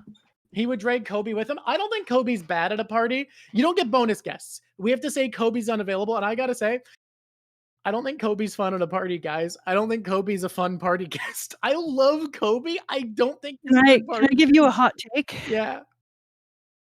I'm falling out of love with Kobe. Yeah, that's because you think it's bad that he wants to crush Luffy's hopes and dreams. Nope, I'm just falling out of love with him. You just don't want him to crush Luffy's hopes and dreams because you don't respect him. No, I don't want him to hurt Luffy's hopes and dreams. Like, I think the fact that Luffy elevated you into your hopes and dreams, and then even though it was against Luffy and fought against his ultimate hopes and dreams, and then you turned around when you got yours, took his grandfather from him, and then we're like, you know what? Kobe did not. You can't blame Kobe for Garp. Can't I? No, that's not. I already did. That's not Kobe's fault. I already did. Too late. Garp is in no way Kobe's fault. You falling out of love with Kobe's fine. Kobe is a big suck. Kobe's like, Garp, you're the best. I love you. Notice how I'm not a pirate? Unbelievable. You know what?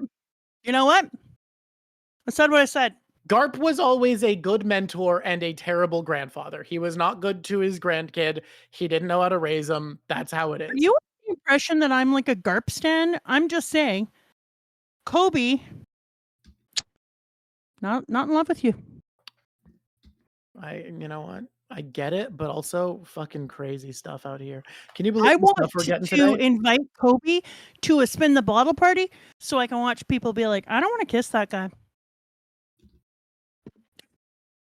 You know what? I can't believe it, honestly. I can't believe what I'm hearing out here. Guys, today, dude, I'm excited for this series. Because you know what I love about the series is I think when we're doing something short, these, I think, would only take like an hour and a half, and we could just like cram in as a really fun conversation that are just, I think these are going to be a blast. I think these are going to be so easy to just quickly have a fun time.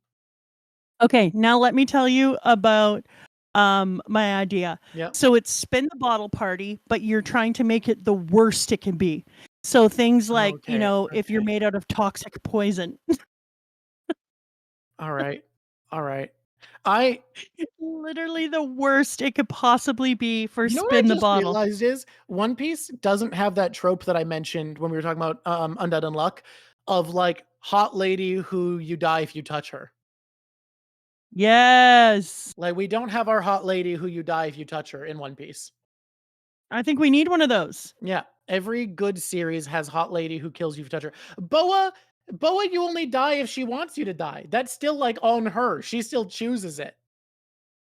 Yeah, no. And no, don't you guys have seen that trope. Old lady. Fuko, Rogue, Poison Ivy. If you look through media, there are a weird number of hot ladies who you die if you touch them. Yeah, that's true. Like you don't think about it, but it does happen. Yeah, Violet. Like, there's a good number of them, and you don't think about this. I like this for us. Mm-hmm. It's not hot lady without agency. It's hot lady without like the ability to choose to have bodily autonomy. It's very specific. I think none of these characters have agency. Don't talk about Sugar. Poison Ivy has agency. Yeah, Sugar chooses. She chooses to activate her power. It's not just, oops, you touched her. Also, not hot lady. That's child. We're looking for a Magellan character. We're looking for Fuko. You know, Fuko is hot lady. You die if you touch her. Poison Ivy, Rogue, other ones. Raiju, it doesn't. You don't die if you touch her, guys. I'm talking die if you touch, not like they can kill you if they choose to. That's just like any lady who fight good.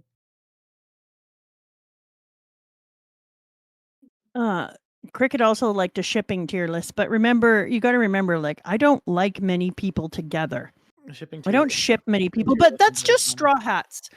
Maybe I don't like people's happiness. I think it's not that. I think it's that the crew doesn't feel like it's meant to have romance. If anything were to happen, it would be after the series is over. I stand by.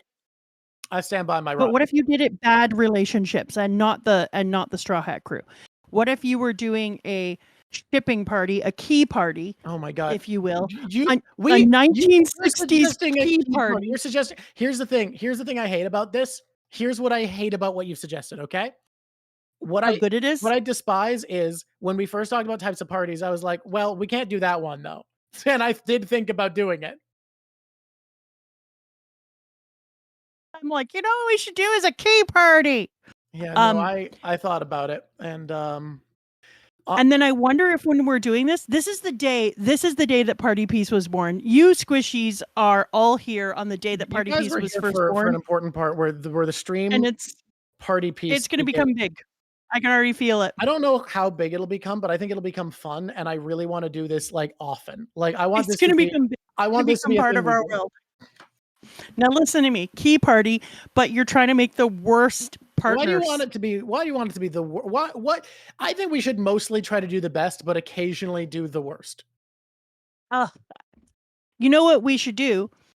Do you think we should put everything into like a random generator? We have all these ideas of parties. You have to pick your crew, and then we find out what party it is, or do you get to know your party first? I think we do both. I think we play it by ear. I think we don't commit to rules because we want to play with it and see what's best. Because I got some other ideas like Tupperware party. Like a Tupperware party would be amazing. Okay, but actually, actually fucking pyramid scheme party, and you have to you have to say which pyramid scheme it is. Like you have to say if it's fucking like a wellness brand, or if it's one of those sex toy ones, or if it's candles or whatever. Like you have to say what it is. You could also do like this person put on detective parties, but you could do like murder. Yeah, murder mystery show. Yeah, mystery parties. Yeah. Dude, this is gonna be so much fun. I'm so excited about this. This is so. You could also do fancy party at like Buckingham Palace. Okay, dude, this is so fucking silly. I love this idea. And you know why this is so good for you and I? Why? Because in the beginning I said, I don't want to read this. It's going to be too serious. It's only going to be about fighting. And I hate it when that happens. Do they ever party? And you were like, I promise you, partying is a big deal in One Piece. It is. Oda loves parties. That is a huge part of what he believes. Oda loves parties. Yeah. Dude. So because in the beginning, Party Piece barbecue, because in the beginning we talked about that, this is our perfect move into. Oh, I'm writing this down. Anyone else have party ideas? Put them in and I'll pick them up because I'm putting them in our party book. Party book. Oh, now I got to start looking at the characters. You really got to know your characters to play this. One more question. Is Luffy allowed? I think so. You're saying Luffy is, because he could be really bad in a few different party scenarios. But also, let's say our first one's house party, right? I think Luffy, Shanks, and Rayleigh are all so good that it's just perfectly fine if the first three people go and they just pick those three. A drag show, but it's got to be the drag show needs to be, and a bachelorette party. Come on, Turtle, that's amazing. Dude, or a One Piece bachelorette party is fucking amazing, actually. A baby shower is great. Dude, why is this such a good idea? Maybe we should make a list of a bunch of types of parties, and then at the end of each episode, we spin the wheel to see which one we'll do next. Yes. Yeah. So the first one's a basic house party, so that we're starting simple. And at the end of basic house party, we spin the wheel for the next party. Because the question on a baby shower would be like, you'd need to make one of them pregnant. You'd need to pick, and obviously that one is Crocodile, because everyone would be there for that. No, that's terrible. That's terrible. No, it's perfect, and you know it.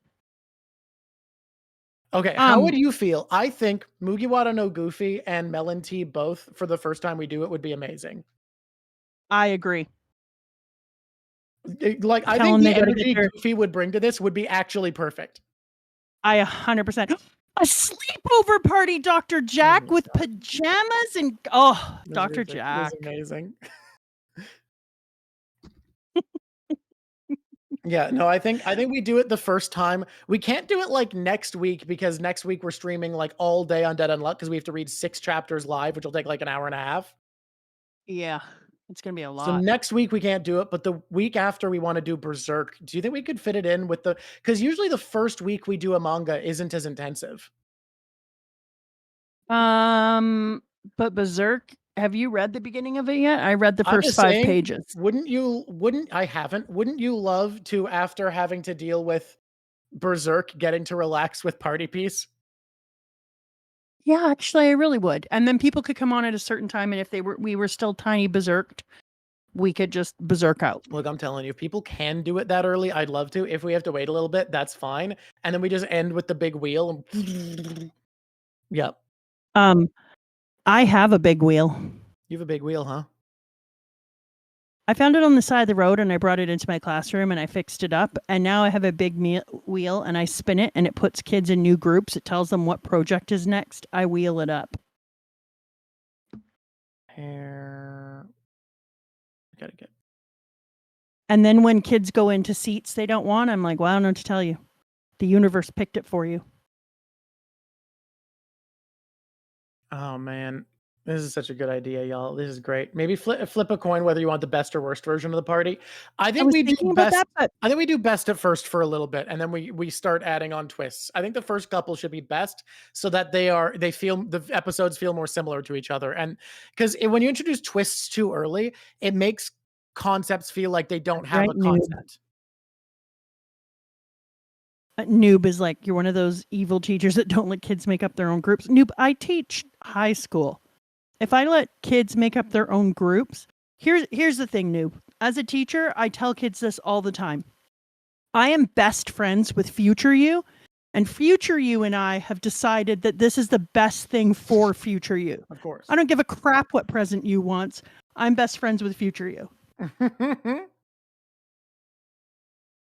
Think this and so that's how I do seating arrangements.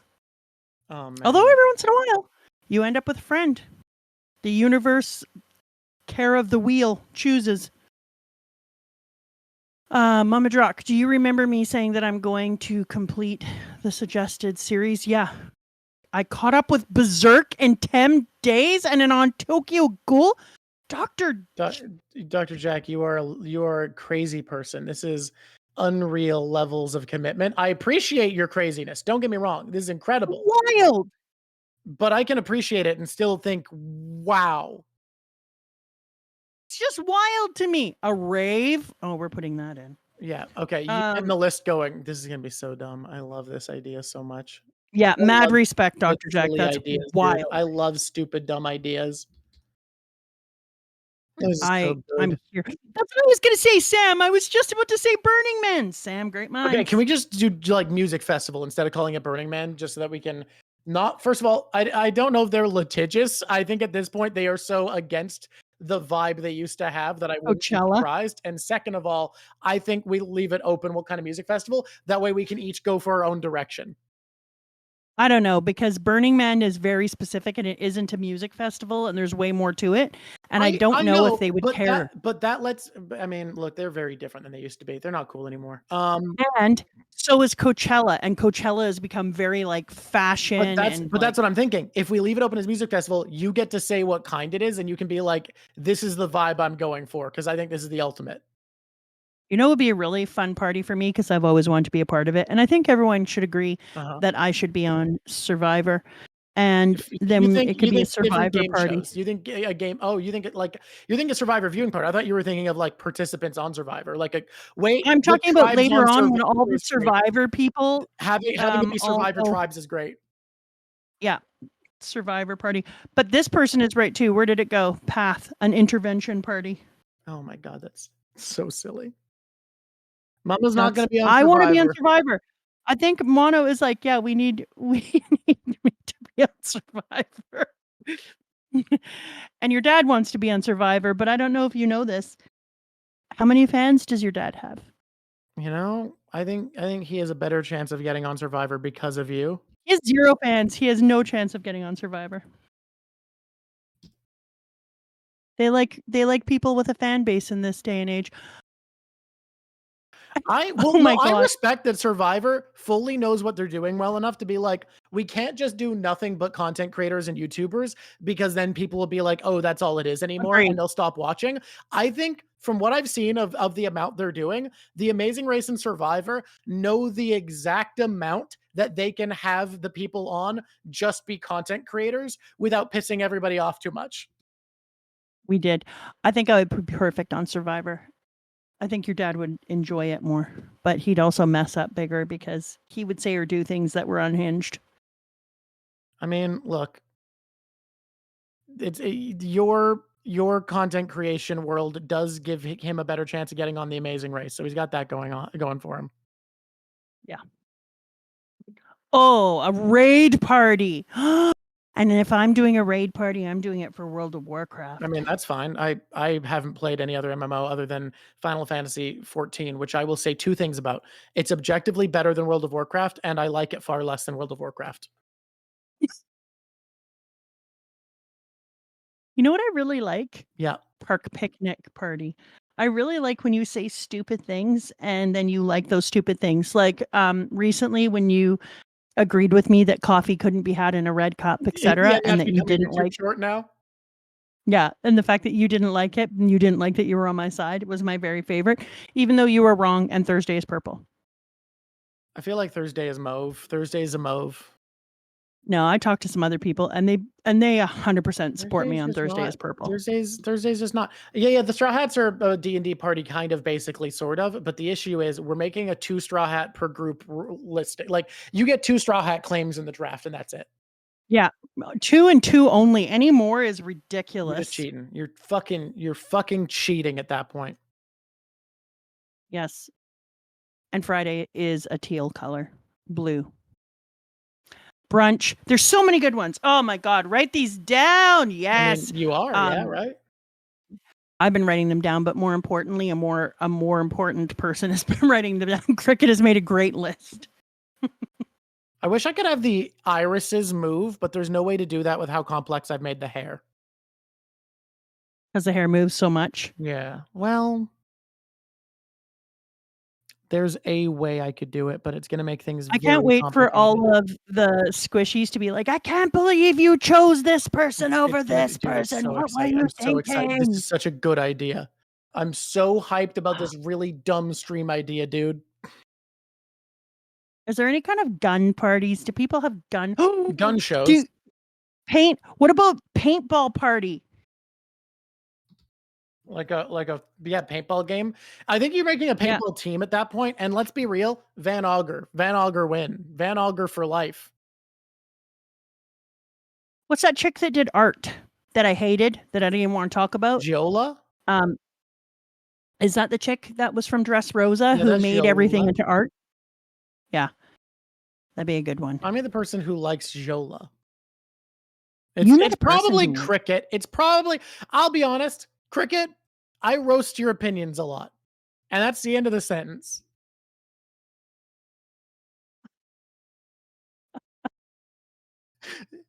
Cricket, and then Cricket, do you like Giola?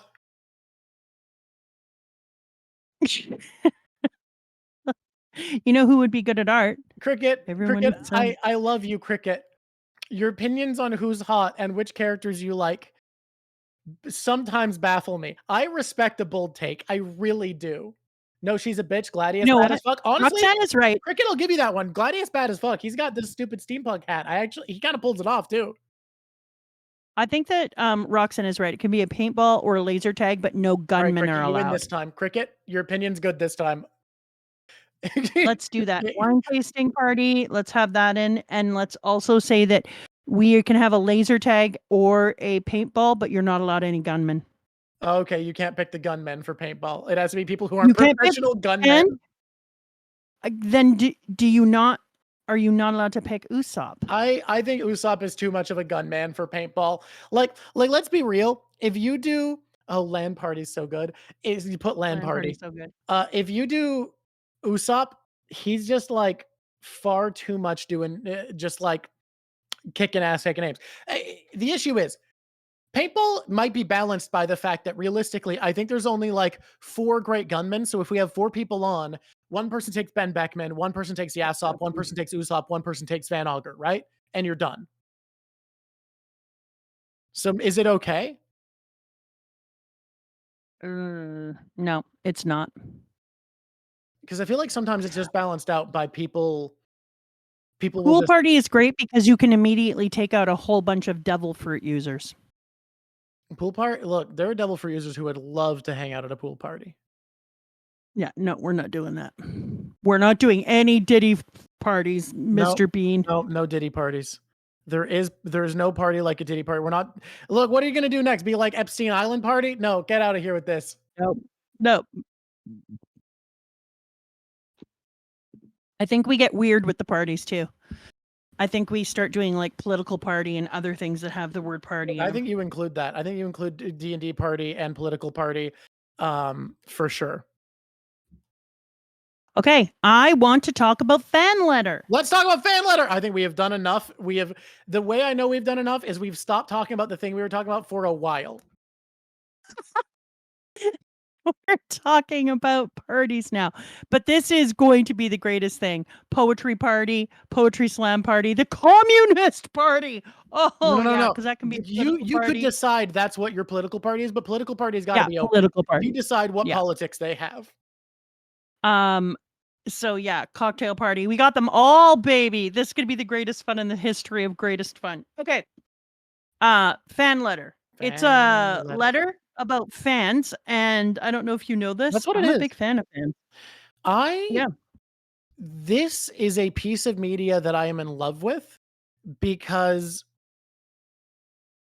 I think it's very hard to make something as not the creator of a piece of media that fits into it and feels respectful and like it adds in a meaningful way.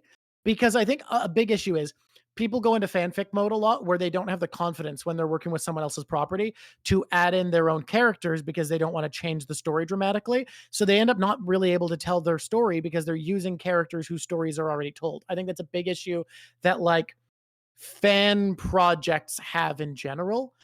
And fan letter is fucking brilliant because it's about the little people in between and it's about being a fan of One Piece within One Piece. That's crazy. Which makes the fans inside One Piece us, which is a brilliant thing to do. Yeah. Oh my god, it's so smartly done. It's told so well. I love the main character so much. Okay, I was going when everyone was like, "Oh, you have to see it." Da da da da da. Yeah. I was gonna be so pissed off if it was gonna be a dude. Yeah, why is that? Because I was gonna be like, you've got Luffy as a key character already, starting kind of being like the ultimate in characters of One Piece. It needs to be a girl, so that I feel like there's some balance there. And so when I saw her, and then she was basically like a little mini Nami, I was like, yes. Because it also shines Nami. And we've said it time and time again. I take Nami off a list. I don't know if you've ever heard this. That sometimes Nami, it takes it apart. Hey, can someone message Lav and tell Lav that at some point we need a YouTube short that's just all the time, all the different ways Mama's taken Nami off the list because it's happened in like 6 different methods. My God. We're going to lose fans. I mean, like we kind of, like it's too... The top 5s are actually a great place to make YouTube shorts. Some of those need to be... They're an amazing place to make shorts now that you've mentioned them. We got to tell her that. Okay. Thank you. Thank you, They Cricket. must know. So it felt like when I saw her be a little mini Nami, it felt like how many times I say to you, like, there isn't a singular moment that I can pull out and say that Nami was so great here. But what we're forgetting is that overall in One Piece, Nami is definitely in my top 3, maybe even my top 2, because she, as far as people who do the most and who move the plot ahead, because all of her background work and all of her work with each one of the characters is essential. Nami is like, she is the glue in the gears of that team. But you can't just point and be like, that moment there, that's the Nami moment. So she doesn't end up in my top 5. And this felt like giving her her dues. And it showed like what she gets to mean in the world to someone. That, oh man, it's such a beautiful choice to have Nami be this person's obsession. I feel bad for like Usopp, oh god, who else was it? It was like Usopp, Sanji, and Robin were the only people who didn't have a fan in this. And yet Robin was overhearing fans. Yeah. And Usopp was helping her, which I loved. But although, now that I think about it, out of all of those characters, oh, no. I guess all 3 of those got to be more involved in the story as their compensation. Yeah, that's what I was going to say, because the ones that had fans, we didn't really see as much. Yeah, because we saw them through their fans, which that's actually a really cute storytelling idea, that the 3 Straw Hats we saw the most here are the ones who didn't have a fan speaking up for them. We just got to see them see the impact of the rest of the crew on the world. Except Zoro. Yeah, and we did get to see Sanji and not Zoro. And having Sanji being so hurt by that was kind of priceless. Beating the shit out of the guys who are hyping up Zoro and shitting on Sanji. That's so dumb. That's so good. I thought that was amazing. Also, my favorite part of the entire show was the jigsaw puzzle pieces, because it was like, it symbolized the way that the fans are constantly trying to put all the puzzle pieces of One Piece together, and how they're trying to find the edges and make a piece fit so that they can figure out what the One Piece is or how he's doing things. So right away, that was amazing. But it also was like, it also symbolized all the ways that friendship groups work together. Like the crew are all different puzzle pieces and put together and brought back together. They are, because this was after the 2D or 2Y or whatever. Yeah. And so because of that, it was like all of the different crew members coming back together in a puzzle piece. And then it was also a really cool thing where we found out how important the people who we don't see all the time were. Like, we are now being told in this moment that this little girl is the reason that they were able to get away, and that a major weapon wasn't used against them. It's something that would burst the bubble and stop the soap from working.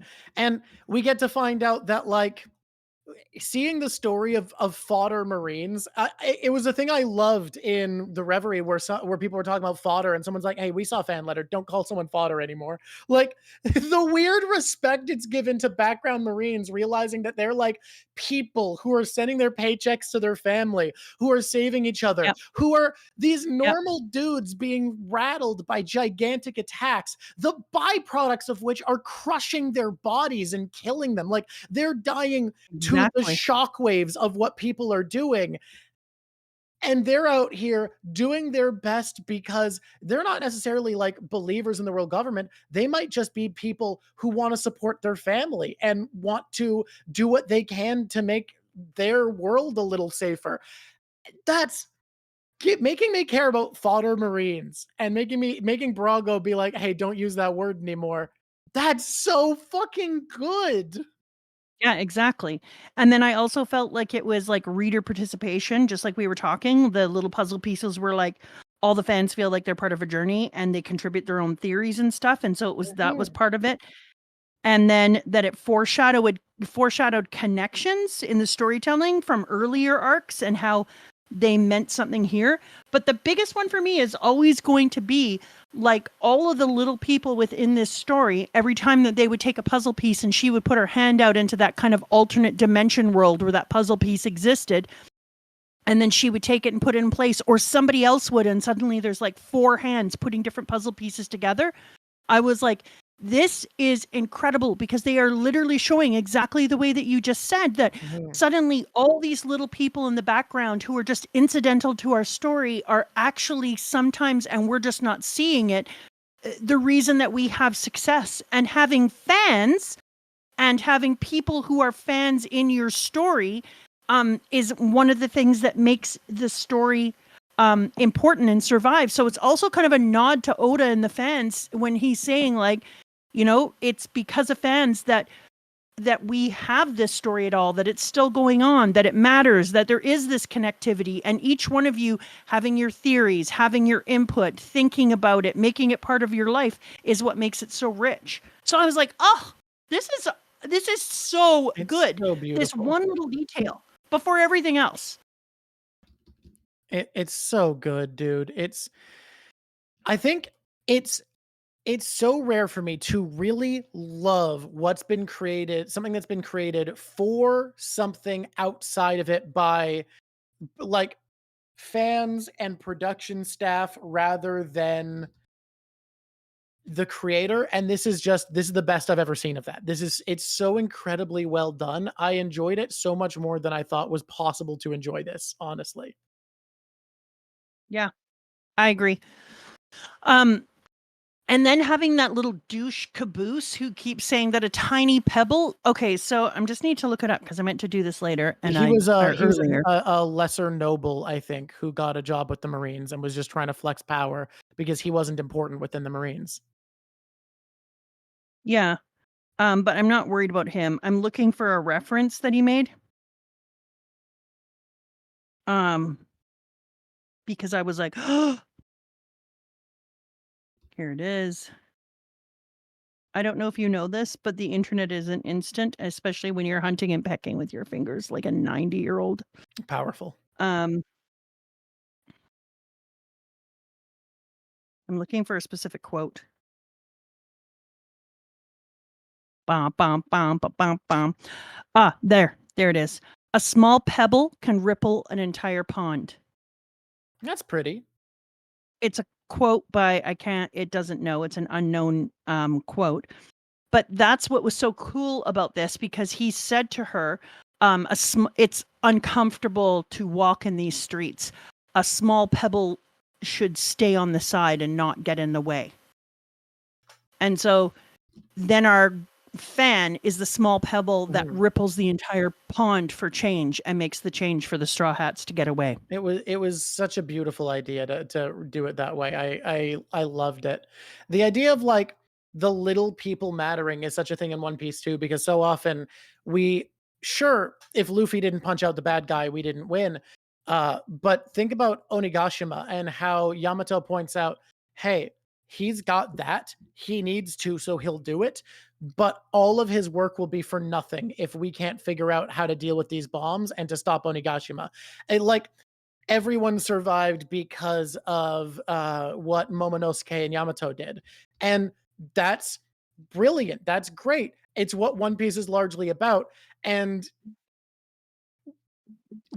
a conversation in media consumption is the idea that a story isn't complete until it's consumed. And I think you're right that these characters get to both be a stand-in for the fans in terms of like they are the little observers, they are fans of this and they're getting to help. And then by being that little bit of change that we see make the difference, I feel like that's the same thing as that statement that One Piece only gets to be what it is because it is loved, because it is cared about, because there are fans who give so much to it, that they are what makes it work. That the Straw Hats coming back together is meaningful because of how much people love them and care about them. Yeah, and that's why it felt like it was also a fan letter to all the fans of One Piece. That it was like, you are noticed, you are cared about, you make this what it is. So here's what I wanted to do. I just wanted to read you 5 freaking pebble things. It takes a single pebble to start an avalanche. A tiny pebble in the shoe can take down the mightiest giant. Each pebble in the river shapes the flow no matter how small. A pebble tossed into the water creates ripples that spread far and wide.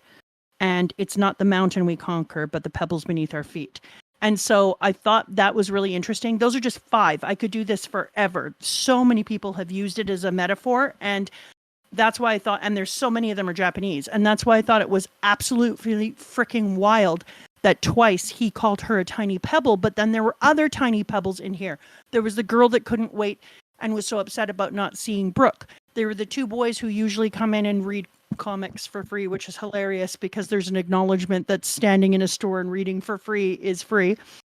And then there was the older brother who gets left out in a way. And then there was the pebble moment of just seeing Luffy have to try and save his brother, and the connection it made between the older brother and him. That dude whose job was to stop Luffy saw Luffy doing everything he could to save his brother and was like, you know what? You're a fucking dick to me, but you're my brother, and I'll do everything to save you. And I also feel like the brother comes across as such a charming character where, like, you do see that there's an amount of love in him. Yeah. And especially when he starts to be like, no, it's too late. Go on without me. And the brother's like, I just saw someone face death to save his brother. There's To no save his brother. world where I'm not going to do the same for you. It's so just lovely. I love And that's why I thought it was so amazing that they kept pointing out, like, in One Piece, you may not see it, but all of these pebbles are what is making the story, and we can't write the backdrop for every single arc you're seeing and every single chapter you're seeing, but you do get to see, like, every once in a while, because you and I will always pick a favorite smaller character, and this was one of these moments that Oda's small characters were given the boost, where we switched the camera over to the background and said, like, look, all of these pebbles are actually the thing causing the storm. And it's really important that you pay attention to them, because we can't always focus on them, but without them, nothing gets done. And it was also kind of a love letter to all of us, saying, like, you may feel like you're one pebble in the One Piece world, but it's because of you that this happens in this way. I also, one of my favorite moments in the Reverie was when I brought up my big complaint as a huge fan of Egghead. I don't like to call something my favorite without giving it some time to sit. But it might end up being my favorite arc because I love it that much. But I brought up my complaint that I feel like it didn't feel like enough of a place. It didn't feel like we saw enough of the civilian perspective. Normally, when we're in a bigger arc, we have a civilian we live with and come to understand a place through. And I feel like the reason Egghead could have benefited from that, despite its pacing being incredible, and obviously that would be a cost to the pacing, is because we had our first Buster call hit a place where there are civilians in real time, and not on a flashback, and we didn't really feel anything for it. And when someone pointed out, hey, we could do fan letter 2 in Egghead, I was like, oh, wait, yeah, fuck yes, do that. Because I think the same way Sabaody, this adds the gravitas I think Sabaody needed of, like, hey, this is the Straw Hat Pirates. These are the big up and comers coming back together.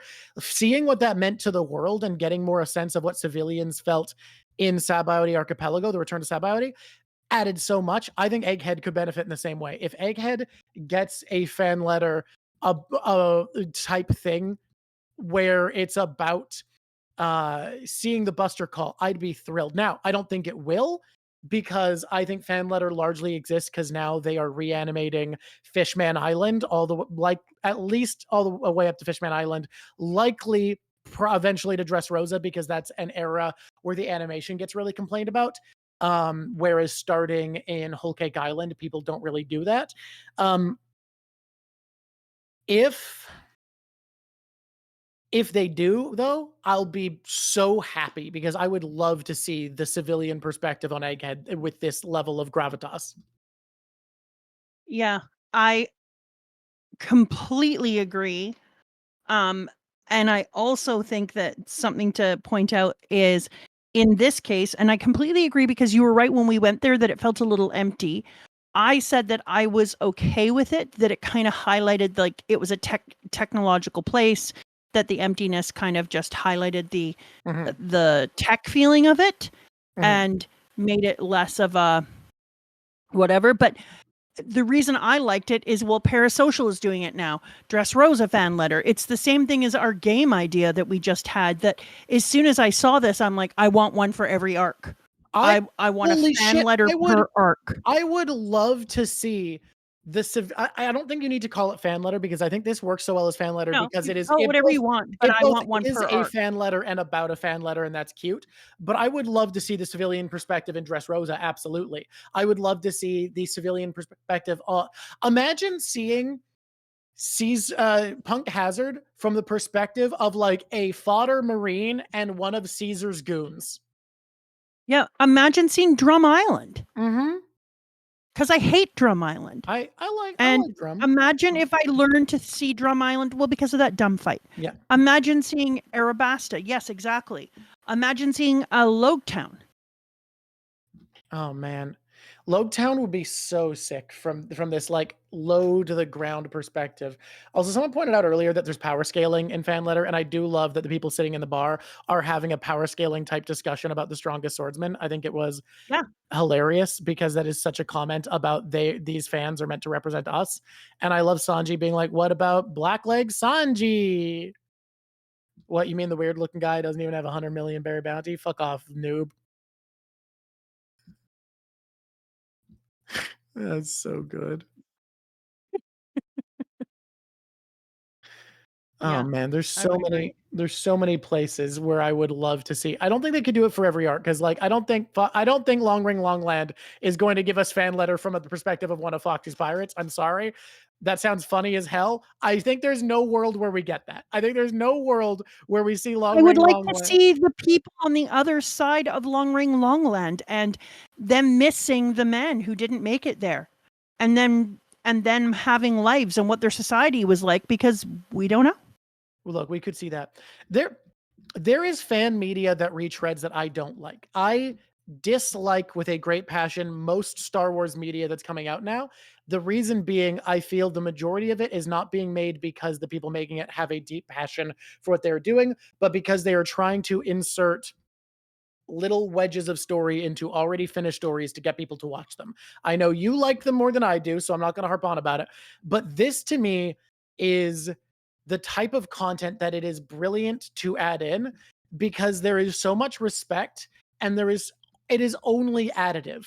It only shows us more of the setting, more of what it's like for the people within it, and makes the world feel more real. I'm going to appreciate every fucking thrown to the wind marine I see more from now on because of this. I'm going to appreciate the people in the background a lot more. Mm-hmm. I think I that's also think that one of the reasons it's really I've heard cool Andor's is it showed us a miniature version of having a dream. So we always get to see having a dream, but the dream is huge and we don't get to see the end yet and we don't get to see the goals. But in this one, we actually got to see some people have a dream and then get to actually see the dream completed. yeah. Like, we may not have actually got to go on the boat and meet Nami, but her weird view of Nami's strange chin, strange nose, odd neck, overly large Isn't boobies. it weird how Was this all looked so good and then Nami just kind of looked like it was it was the oddest thing ever because everyone in this looked immaculate and it was so cool, and yet Nami looked like a fucking freak. Like it was so weird. I was like, why? I understand she was going up in the boat, but then let her boob drop. Like it was odd. I felt like she was I made just out felt of like like she didn't look that good, guys. She just didn't look that good. it just Like wasn't like hot. the over the top boobs aside, that's whatever. It's One Piece. I understand. We're gonna get But the they over were the top also boobs. pointed. Like they were not even good boobs. It's Yeah, no, it was not good. Nami felt lacking to me. Yeah, I was like, everything about this is gold. It's perfect. Oh, what's Oh that? fuck! I was so excited. We've been building towards seeing Nami the entire time, and then I see her, and I'm like, oh, Yeah. Weird face, strange neck girl, you proportions. okay? No, You okay, girl? no. Fucking, we all But right? we got to see a bunch of people's dreams actually go all the way to the end, and that was amazing. And I kept being like, even the people who are just chasing these smaller dreams, that is their epic, and that is their adventure, and it was kind of cool to get to see that. It was such a great little thing. And then I thought the humor was really, really well done in it It was too, very because funny. It was incredibly funny.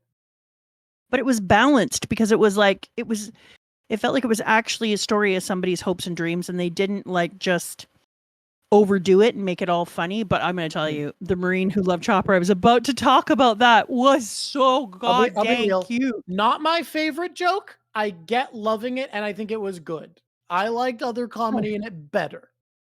I agree, but I just thought it was adorable that they were giving Chopper the, oh my God, you're the cutest little thing, Chopper. I love you. Pirate, I must stop you. Oh, good.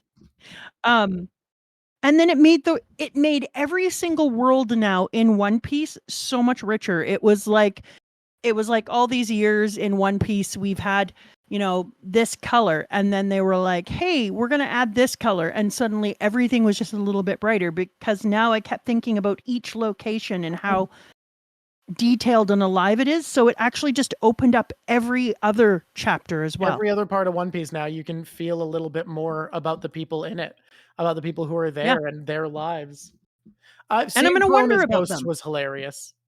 Oh, I loved seeing Perona's ghost. I loved all I never thought about the fact that Usopp's mentor unleashed a hellstorm of giant insects upon Sabaody Archipelago without any second thought about what that would do to people. I liked how she was like, "What did you do to these bugs?" Oh my god! Like, fucking, y'all think about how Heracleson just like fucking bioterrorismed a bunch of bugs into a civilian center. What the fuck, my guy? My God. Actually, I just remembered something. what was that? Girls had different sized boobs in this episode, like townspeople. Oh yeah, the townspeople super did. It's just Nami wasn't allowed to have.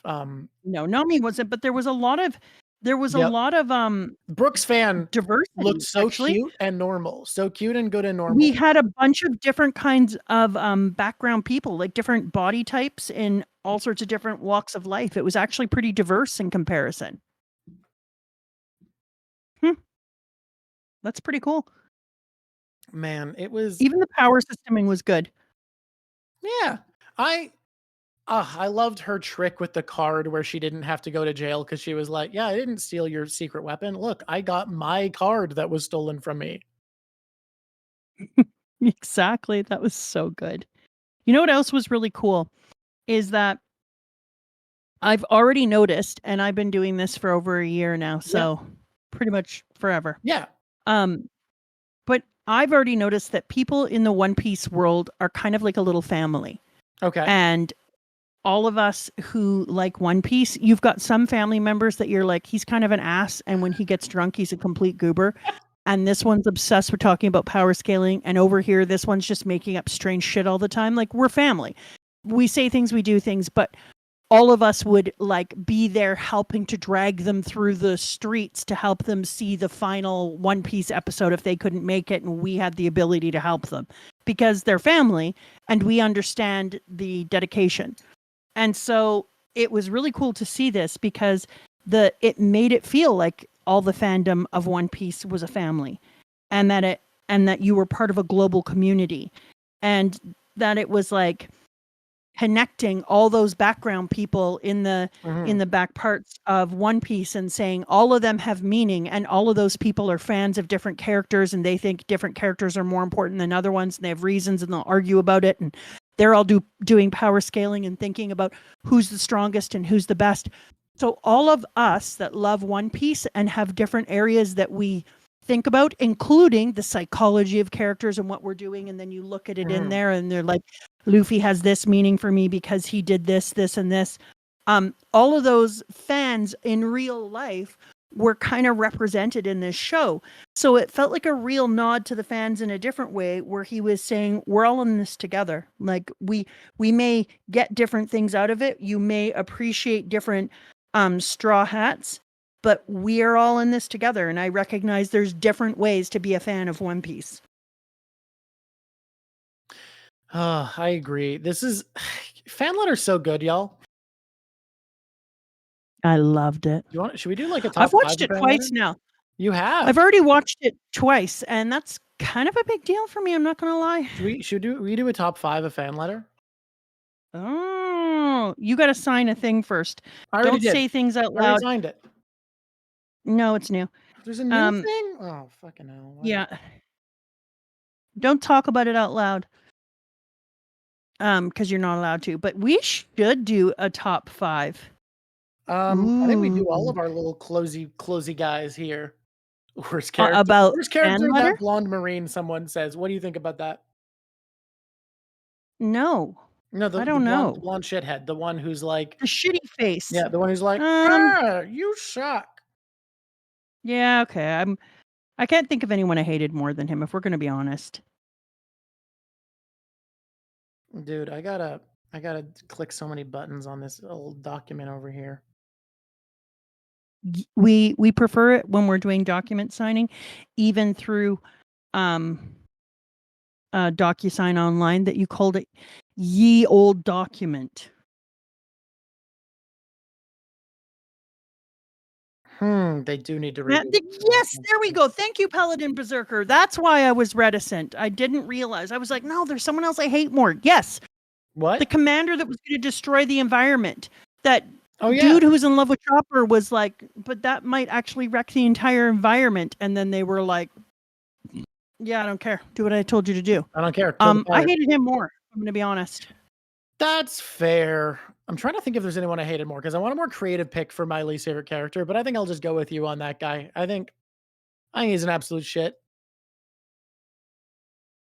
Yeah, he's a piece of crap. Although I will say, surprisingly close take. Despite me having in the past loved him, Heracleson, surprisingly close to least favorite because my guy, what the fuck actually? Like, you just dropped a bunch of bugs in this city center. They probably killed so many people. Do you know what it reminded me of? It reminded me of like when we're watching a Marvel comic movie and I'm like, there had to be at least 15,000 people in that fucking building you just knocked over, but pop off, hero. Honestly, I think Marvel gets too bad of a rep about this. I think people just say this because it's a funny bit. I think if you actually watch Marvel movies, superhero movies, most of the time in Marvel movies from the Marvel Cinematic Universe, they are doing their best to avoid blowing up buildings and protecting people. I think there is a lot of that shit happening.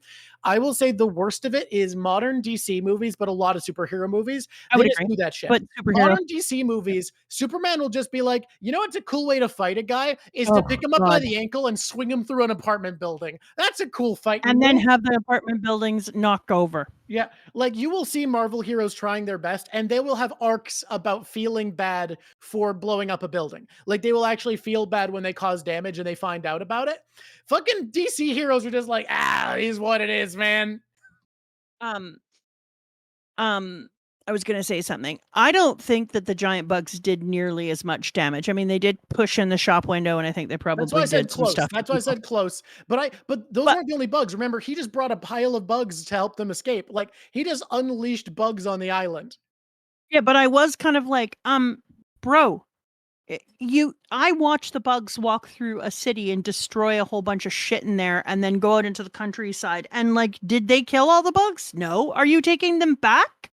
Like, or is this Sabaody now? Because I've never thought about it. Yeah. But because we watched it from this perspective, I wanted to be like, maybe we should go back to Sabaody. Sabaody, are you okay? Sabaody, are you okay with all these giant bugs everywhere? I feel like there's a lot of giant bugs all of a sudden. Could you use them to say, take out some assholes at the top? Like, could you train the bugs? Ride them up there? Do a little killing? They only targeted Marines. You can say they only targeted Marines, but they almost ate that little girl. Sure, she was near a Marine, but like, let me tell you, there's a lot of people near Marines in Sabaody Archipelago. And they were wreaking havoc on the infrastructure. Yeah, and Mama Drawk, they were destroying buildings. And Mama Drawk is entirely right. If the Marines can't kill all of them quickly enough, they will just reproduce, and we will just have giant bugs as a part of Sabaody forever. You want to talk about destroying an ecosystem? Yeah. These giant bugs are going to destroy the shit out of this. A new apex predator. Giant bug. Yeah, and we learned in this one that Marine foot soldiers are people, and giant bugs don't have mercy. Giant bugs are just going to eat those guys. It's not going to be good. And then, somebody said the giant oar's foot. That was unnecessary. The giant oar's leg. I honestly loved that because it highlighted something that this was about in the Marineford section, which was like how much collateral damage things that are just an action moment to our characters are like, how much they are destructive, terrifying things to the people around. Like, I didn't mind it being there because it needed to be there, but it was too much in the way that it broke my soul. Yeah, dude, I was like, I'm never going to be able to think about Sabaody again without thinking about the fact that Heracleson went a bit fucking all out here for no goddamn reason. Okay, are you picking Heracleson then after all that talk? You know what? Actually, fuck it. You can pick a guy who wanted to destroy the environment. I'm going to pick the guy who did destroy the environment. If we're going to be honest, I think your guy is more shitty than my guy. Heracleson out here fucking things up in a real way. Except for, hey, Stazzy boy. Except for that my guy will try to do shit again. And there is still that weapon there that is on Sabaody. Yeah, he's a bad boy for sure. Like, don't get me wrong. Yeah, it's not like the weapon went anywhere. And now I'm asking myself, and Paladin is right, because now I got to read all the in-betweeny things a lot deeper, because I'm asking myself, is that going to come back? Are we going to have talk about that weapon? Is that going to be one of the things we talk about? I think it was probably just a thing that they were allowed to add in because it doesn't change much because it's stuck in Sabaody, and it makes a threat that this girl could save the Straw Hats from, because it's just something that destroys the bubbles. Like, I don't think we're coming back to this. I think this is just what they were allowed to add in. I think it would be interesting though, if some of the things from these types of episodes made their way into the reg. Sabaday's one big Jurassic Park with giant insects now. I was thinking about this because I live in an area that if a giant insect came through, it would both be terrifying and amazing, and they could fit through here and they would be like, blah, but it would also like absolutely annihilate a very, very gentle ecosystem. Oh, absolutely. Like, I don't think Sabaody Archipelago seems like a robust ecosystem that's going to handle giant insects that well, TBH. Yeah, no. Ooh, you live with giant bugs now. Yeah, I mean, your entire place is sea level mangrove piles and amusement parks and giant bugs. Yes, Cricket, you live are in Sabaody Sabaody. Archipelago. Yeah, but your Sabaody has crocodiles. I mean, enjoy. I'm pretty sure he could get to Sabaody. It's not that hard to sail there. I refuse to live in two areas of the world. The first area is any area that has an insect that could kill me, because I don't want to be killed by things I can't see. Like, people are always like, you have bears, and I'm like, but you know when you're about to be attacked by a bear. I'm also gonna be real. Bears are chill as fuck, y'all. Everyone's all like, bears are chill, dude. They hang out. They relax. Very rarely does the bear eat you. Like, it generally, when you yell at it, it's like, stop yelling at me, I'm going. Bears know you are a predator, and predators don't eat predators. I learned something crazy recently. Do you want to hear something wild? Only if it's truly wild. It's truly wild. Did you know that out of all of the carnivorans, that's a group with weasels, bears, cats, dogs, etc., the one with the highest intelligence is bears. And what's crazy about that is they are not social animals, and most of the smartest mammals, their intelligence is put entirely towards socializing, like their ability to manage groups, their ability to have complex organization, to pack hunt, and bears don't do any of that shit, and yet they are the most intelligent carnivoran. It is all problem-solving abilities. It's why when people say it's hard to design garbage cans for parks because there's a large overlap between the dumbest tourists and the smartest bears, that's because when it comes to physical problem-solving, they aren't that far behind primates. They are really, really high up there with their ability to, like, maneuver in space and figure out three-dimensional problems. I had a bear open my kitchen door in Nelson, just literally unlocked the kitchen and walked in and then took the roast away. Bears are so sick. I love bears. Bears are so cool. Yeah, they actually have better, like, three-dimensional problem-solving abilities than most primates, apparently. They're crazy.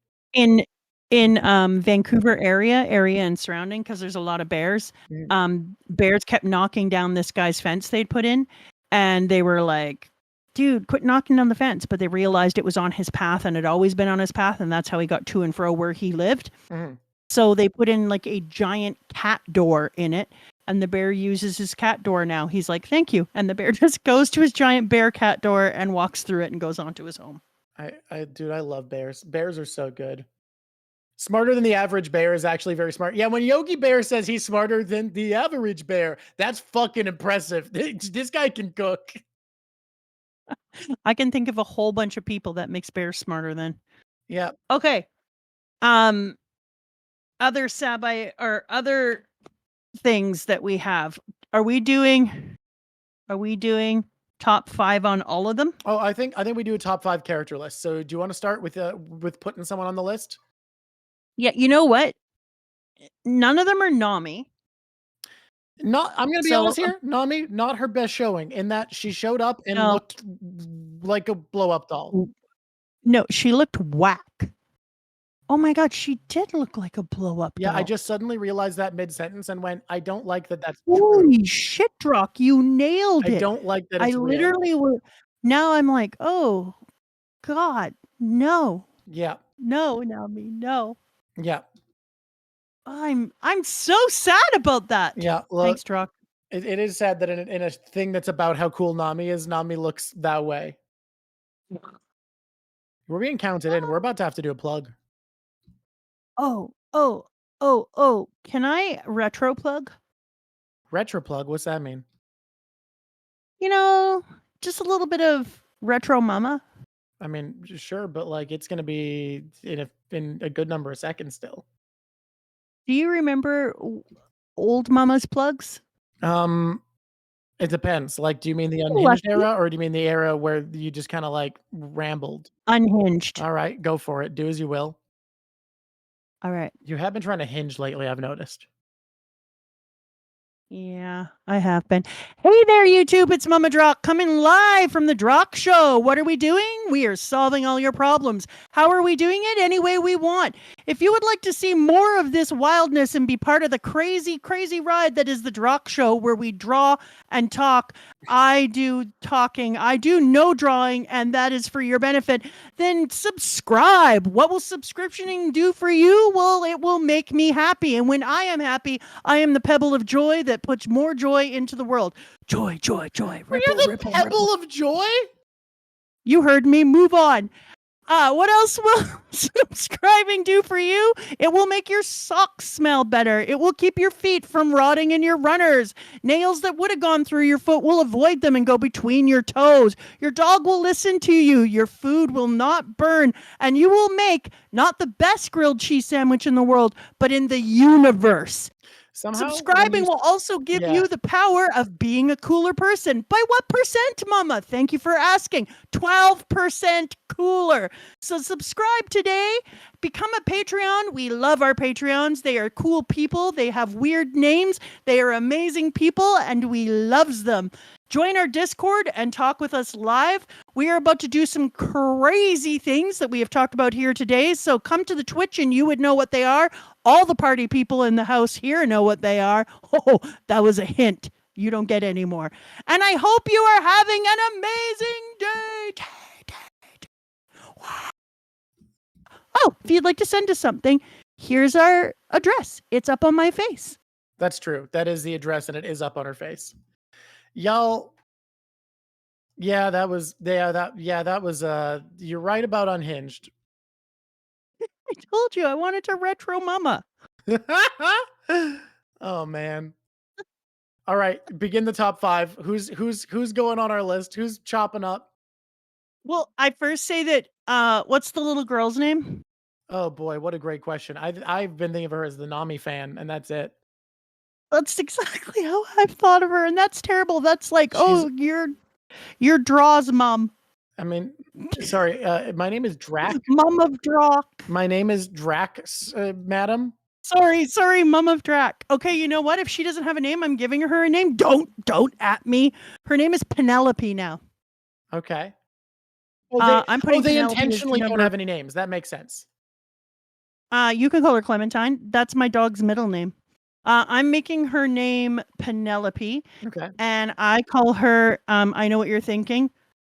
It's not Penny. Okay. I call her Calliope for short. And why did I know you were going to say Calliope, but said wrong? I was thinking in my head, why am I thinking she's going to say Calliope? That doesn't make any sense. And then you did it, and I was like, what the fuck? Said wrong. Like, I was outright thinking Calliope in my head when you did that. I am not joking, and I don't understand how. That's wild. Are we twins? Apparently. Damn. Twinlepathy. That's what they call it. So Calliope.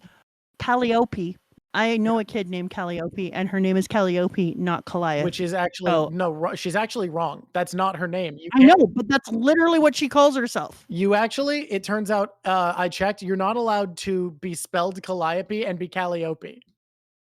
But she calls herself Calliope. Yeah, guess what? I don't know what to tell you. Way to be actually wrong. There's a thing you can't do, and it's tell kids how to pronounce their name. Also, there's a thing that I do. I don't know if you've noticed this. I will tell people to do things that you're not supposed to tell people to do. Also, there's a thing I do, and that's A, tell kids how to pronounce their name, and B, tell kids they have new names when their names won't stick in my head. That is actually a strategy you have, yes.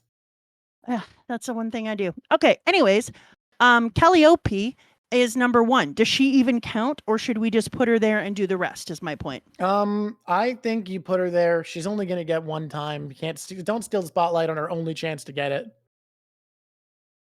All right. Calliope. Good job, Calliope. You've did it. You're number 1. You're number 1. My number 2, because I can't let this guy not be number 2, so I got to go right for it. Is the Luffy fan younger brother? He's too good. He's too pure. All right, I'm going to allow this. He's the older brother. Sorry, older brother. The older brother who's the fan. You're right. Fan of Luffy. He's amazing. His arc made me cry. He was amazing. Yeah, he's the older brother. But if I can just put out there, he was amazing. I've seen the corrections. But he was nowhere near as amazing as manga shop wanting to go to concert. I liked him better, but I think she's a solid number 3. She's number 3. We might just end up going in order unless I can think of something.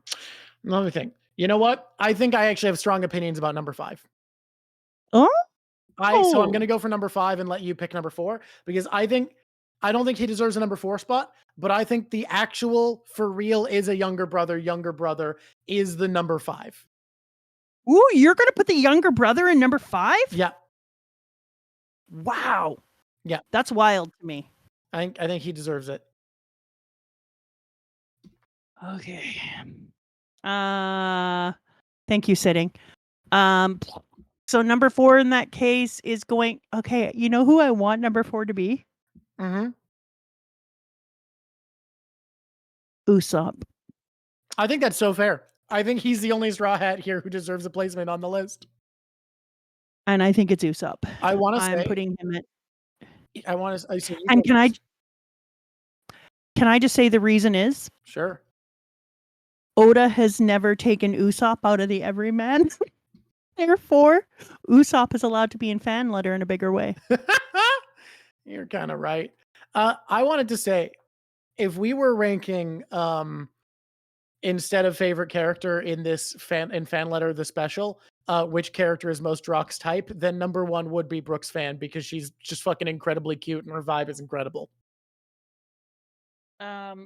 Luffy in this one is just kind of like Luffy just does a punch. Yeah, but we know what he does too. I'm just gonna give him a C+. I think Luffy already had Luffy's tier list of Luffy when we did Seba. No, but in what we see in this, he's like a C+. He does a punch. It was cool. But he does take a Kuma out in Marineford also. I can't believe that we see the fake Straw Hats here. Like he's really trying to put them everywhere, and I love how she was like, "You're trying to claim that thing is Nami? Be so for real right now." The power scalers are great. All right, we have to pick our favorite minor character. Favorite minor character. Ooh. What if that I love that this is like about minor characters and we're picking our favorite minor character. Yeah. Of minor characters. Uh-huh. Because who are the real minor characters in this one? Like freaking Chopper and Mihawk and shit. You go first. I'm going to say the Zoro fan from the bar with the power scalers. Oh, man. Bookstore kids are also a good choice. Marine Captain, level Bookstore kids are a real solid choice. Nami was a plot device. She was a minor character. That's also. I also thought about Calliope's mom as an option. I don't know who that is. Are you talking about Calliope? I'm talking about Calliope's mom. Yeah. I thought about Calliope's mom as well. Like, oh, you too, monkey girls. You too. What the fuck did you Bookstore kids. What did you just say? You too, power scalers. I'm trying to think of all the people in my head who are the funnest things that I mostly enjoyed.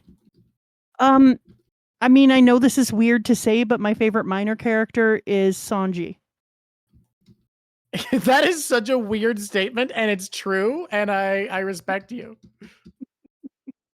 I mean, like, who else did anything as funny as knocking everyone out all in one fell swoop because he was pissed that they didn't mention how cool he was? Like, come on. Goodbye, Cricket.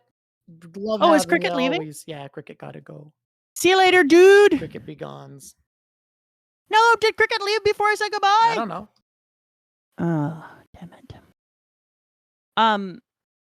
Okay, what else do we usually do? We usually do favorite moment. Our favorite moment, the one that stands out to us the most, that felt like it spoke to us, that wasn't meant to be like, here's the best moment of the thing. Something that you felt was special to you. Okay. Do you want to go first, or do you want to make me go first? I can go first. Because I know it already. My favorite moment was Calliope getting pissed as fuck about everyone causing so much dust and getting in her way as she's on top of a light pole that's in the midst of breaking in the middle of a war zone looking for Nami. Okay, that one was really awesome. That's so dumb and cute, and I love it. Frostfire, I gave Luffy a C+. We gave Luffy a C+, don't worry. Luffy got ranked. Luffy got judged. And my favorite moment was when the shit blonde boy presses her down, and I'm gonna call her Calliope. I can't do Calliope anymore, even though I know a kid whose name is Calliope. Yeah, because the kid's fucking wrong. Like I'm not gonna tell people they're wrong about their name that often, but and I'm speaking for precedent. I don't know if you know this. Do you want to know a weird fact about me? Is that my parents named me after a guy's last name, so my name is actually spelt the way Lyndon is spelt, as a last name, not as a first name. Did you know that fact about me? That little fact. So I know something about names that are a little bit wrong, and I'm gonna say hers is too wrong. Be quiet. Here's the reason. We didn't want a Y in your name. Best drip. That's true. We got to do best drip. And also, the other reason is because the person that we named you after is one of the most solid, amazing humans ever. He's like a chill dude. He's a cool, chill dude. Yeah. Yeah. Okay. Mine is the moment when he presses her into the face and she's reaching out. And the reason is these many pieces. She's talking about how she won't be able to fulfill her dream, and her hand is kept in the shadow. And it's as if the light, if she could just make her hand go into the light, then everything would change. And it's supposed to be a metaphor for how the rich and the strong overpower the individual and keep them from growing to their potential by finding the light. And then she finds a way to break free afterwards. So the part where her hand is reaching and reaching for the light, and she feels like if her fingertips could hit the light, she would be able to finish her dream, was my favorite. Aw. And now we do best drip, and I'm gonna say not Nami. You go first on this one. I've done a lot of firsts. Yeah, that's because I have to think. Drip. Well, I always like to Usopp drip, but that's easy. Yeah, it feels like we should pick something that's new, something that's not like an existing thing. I mean, Calliope really has the coolest drip. It's super cool, but Manga Girl's drip is, yeah, I'm choosing Bookstore Dude. Dude, I was gonna dude or girl? The girl. The girl. I was gonna pick Bookstore Girl if you didn't. Because like I said, very, very cute. Love her look. She's great. She's so adorable. Yeah.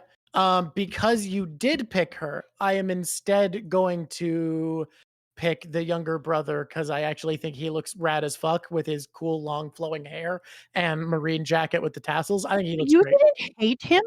What? You didn't hate him? I thought he was a bit of an asshole, but I liked him, and I like him showing that he actually did love his older brother, who he teases and bullies. Okay, I like that for you. Yeah, I think that's kind of you to be so good to him. Oh, look at me! Look how cute I am. Yeah, it's very cute, huh?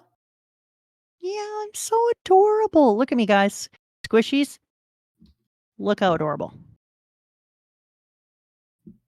Why is this? What the fuck is happening here? Why no work? Oh, because I understand now. I know why no work. Don't worry about it. I'm so excited that Lav was here. You weren't here earlier, Lav, when we came up with the world's greatest idea. Lav he's here. Lav, we have a new series we're going to start doing that I think you're going to love. I think you're going to love editing it. Lav, you will love it. Lav, we have an incredible new series that you're going to be obsessed with. Can I tell them about it? You can tell them about it, yeah. Thank you. Okay, Lav. Here's the thing. We were talking about, I don't remember how we got into it, actually. Doesn't matter. Anyway, we have a new series that we're going to do where it is Party Piece. And we're going to do it with other people. and you have to pick a team that you're going to put together in order to win, quote unquote, win the party. And so it's going to be anything with the word party in it. Everything from like political party to a Tupperware party to a fancy party to a LAN party to a sleepover Burning Man party. And all the other content creators who are invited onto it as well will have we'll spin something, or we'll do something online, or we'll do an online dice set, and then that will talk about which party it is. And then once we know the party, then we'll have a draft, and then we'll see who wins and who is got the best party crew. And Oh, I was thinking we'd spin the wheel like at the end of an episode to know what we were doing for next time. Yeah. Oh, right. That's right. We spin the wheel at the end of every episode so we know what kind of party we're having for the next time. I think it's going to be so much fun. So like with Teching and Melon-T, we're going to invite all the people that we can, and they're going to come in and help to do a party piece awesomeness contest and see who can get the best party crew. And we've got some doozies. We've got a key party lab. You did insist, yes. There is some wild. I'm sorry, but I didn't come up with the idea, but I didn't disagree with it because it would be funny as shit to partner people up and try to come up with the best key party. Like the people would demand it eventually, Drawk. It's inevitable. You just know that the way things go for us, we are going to roll that like immediately, right? Like that's going to be the first thing we roll, and you're going to have to live with that. I'm going to be so unhappy because I don't want to talk about a key party. No, I know. And if you put it on, it'll be the first thing we roll, and episode 2 is going to be a One Piece key party.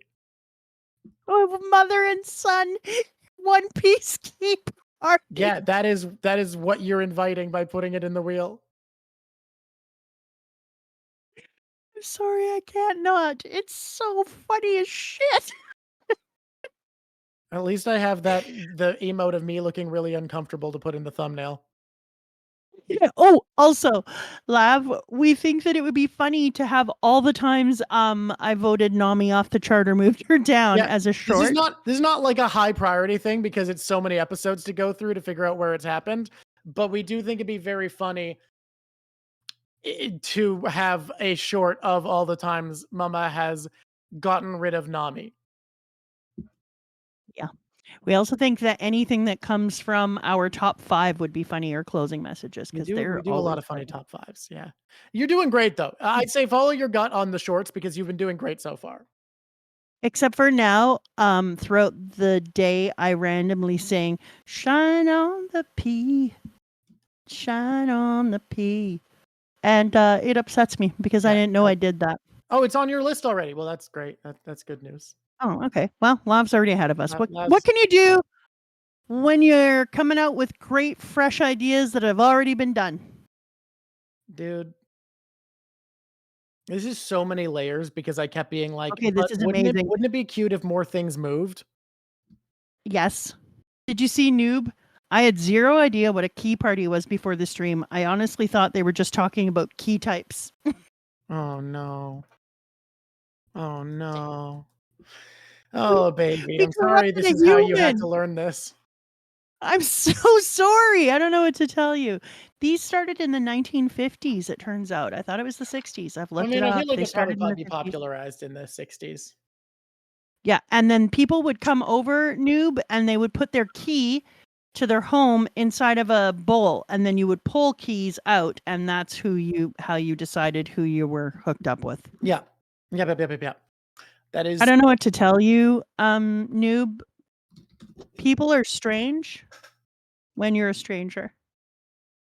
I wish there was a way. There's no way in PNG Tuber Plus that I've seen where you can have something alternate between 2 modes. Because I'd love to have 2 little different blushy lines that I can have it like wobble between one thing and another. Does that exist in PNG Tuber Plus and I just missed it where you can have it swapping between 2 PNGs on like a You're not asking me, right? Because like, don't. You know what? I'll just save it in case I can. Oh, you know what? Yeah. I expected this to only last 2 hours, and we did our full 3 hours, basically.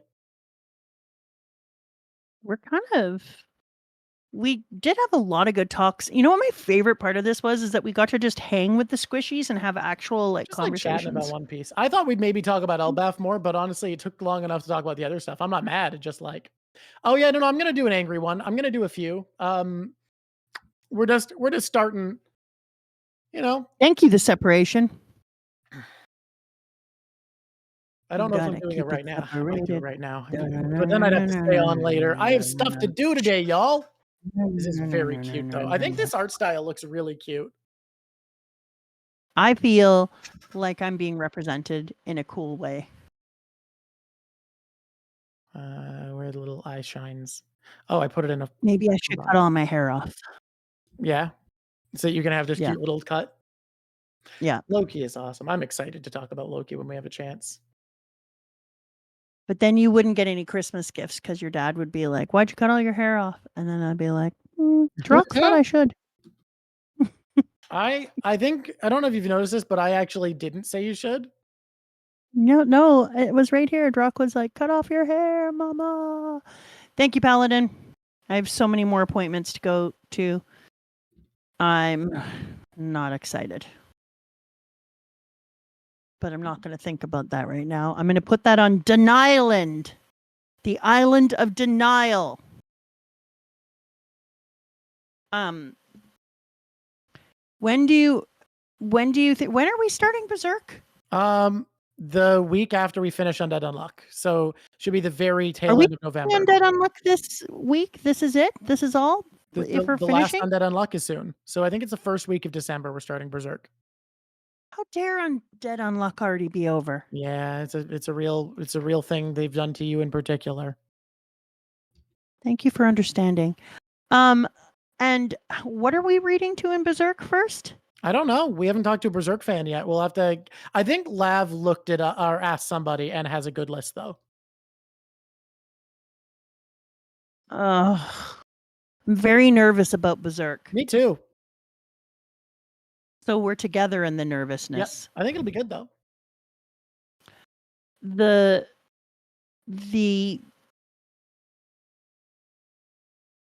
I'm very, very surprised Gen Z like this manga.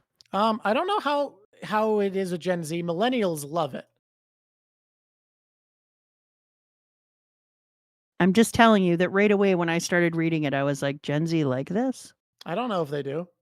I just know millennials do. Millennials love dark shit. We're the Dark Souls generation. Okay, well, Seth says they're Gen Z and they love it. I mean, look, Seth doesn't speak for an entire generation. Our Stazzy boy made a great suggestion. Where? I didn't see it. Oh, is it in the private world that Stazzy boy made this great suggestion? Millennials like it. Tokyo Ghoul is more for the Gen Z. Well, I'm Gen X. Yeah, We're are. Weird. We're feral. We can like things that are weird. Sure. And feral. How do I make cute little chibi eyes look angry? I think I just got to make them simpler. As a millennial, I love Undead Unluck. I'm with you here. I love Undead Unluck. Undead Unluck's been fantastic. What's the one that you want me to watch so much? I want you to read Hunter x Hunter. I think Hunter x Hunter is really fantastic and unusual. I think it's weird that you're trying to press Hunter x Hunter so hard. Yeah, Hunter x Hunter is really good. Does Hunter x Hunter have a big fan base? We have not read. We're going to stop at 220 and read live. I think Lily has to go pee. So do we want to sign off? Hunter x Hunter has a very large fan base. Are we signing off, or am I just taking Lily pee? I think we can sign off. I'll finish this angry face off stream in a moment here, and then go do my I'm gonna nearly die cold water dunk. Oh my god, enjoy. You better do it because your sister will be mad if it's super dark. Okay, we're ready to go. Do it. All right, everybody. We're gonna raid Oak probably if she's still streaming because it's easy and she's great. Yeah, we love her. she is. Told you she was great. Is she streaming? She might not be. I don't see Oak. Go, guys. I don't see Oak. Crisis. Crisis. She's right there. I'm looking Why at am I her. not She has seeing her? 78 people right now. She's supposed to show up when I. Oh, she's 80 people. She's got the same size stream we do right now. All right, everybody. Bop, bop, bop, bop, bop, bop, bop. You look so evil with the smile and the angry eyes. The angry eyes are not gonna be with the smile, just so you know. I'm just gotta be honest. The girl she drawn today is this is even more pinup than normal. It's an elf girl. You guys enjoy this. Good night, everyone. Good night, everybody. Thank you for being here. And until next time, Squish on squishies. it's been lovely talking to you. Bye. Dude, I'm excited for Party Piece. I am too. It's going to be so amazing. Okay, I got to go. The Lily is doing the cries. Okay. Bye. I love you. Bye.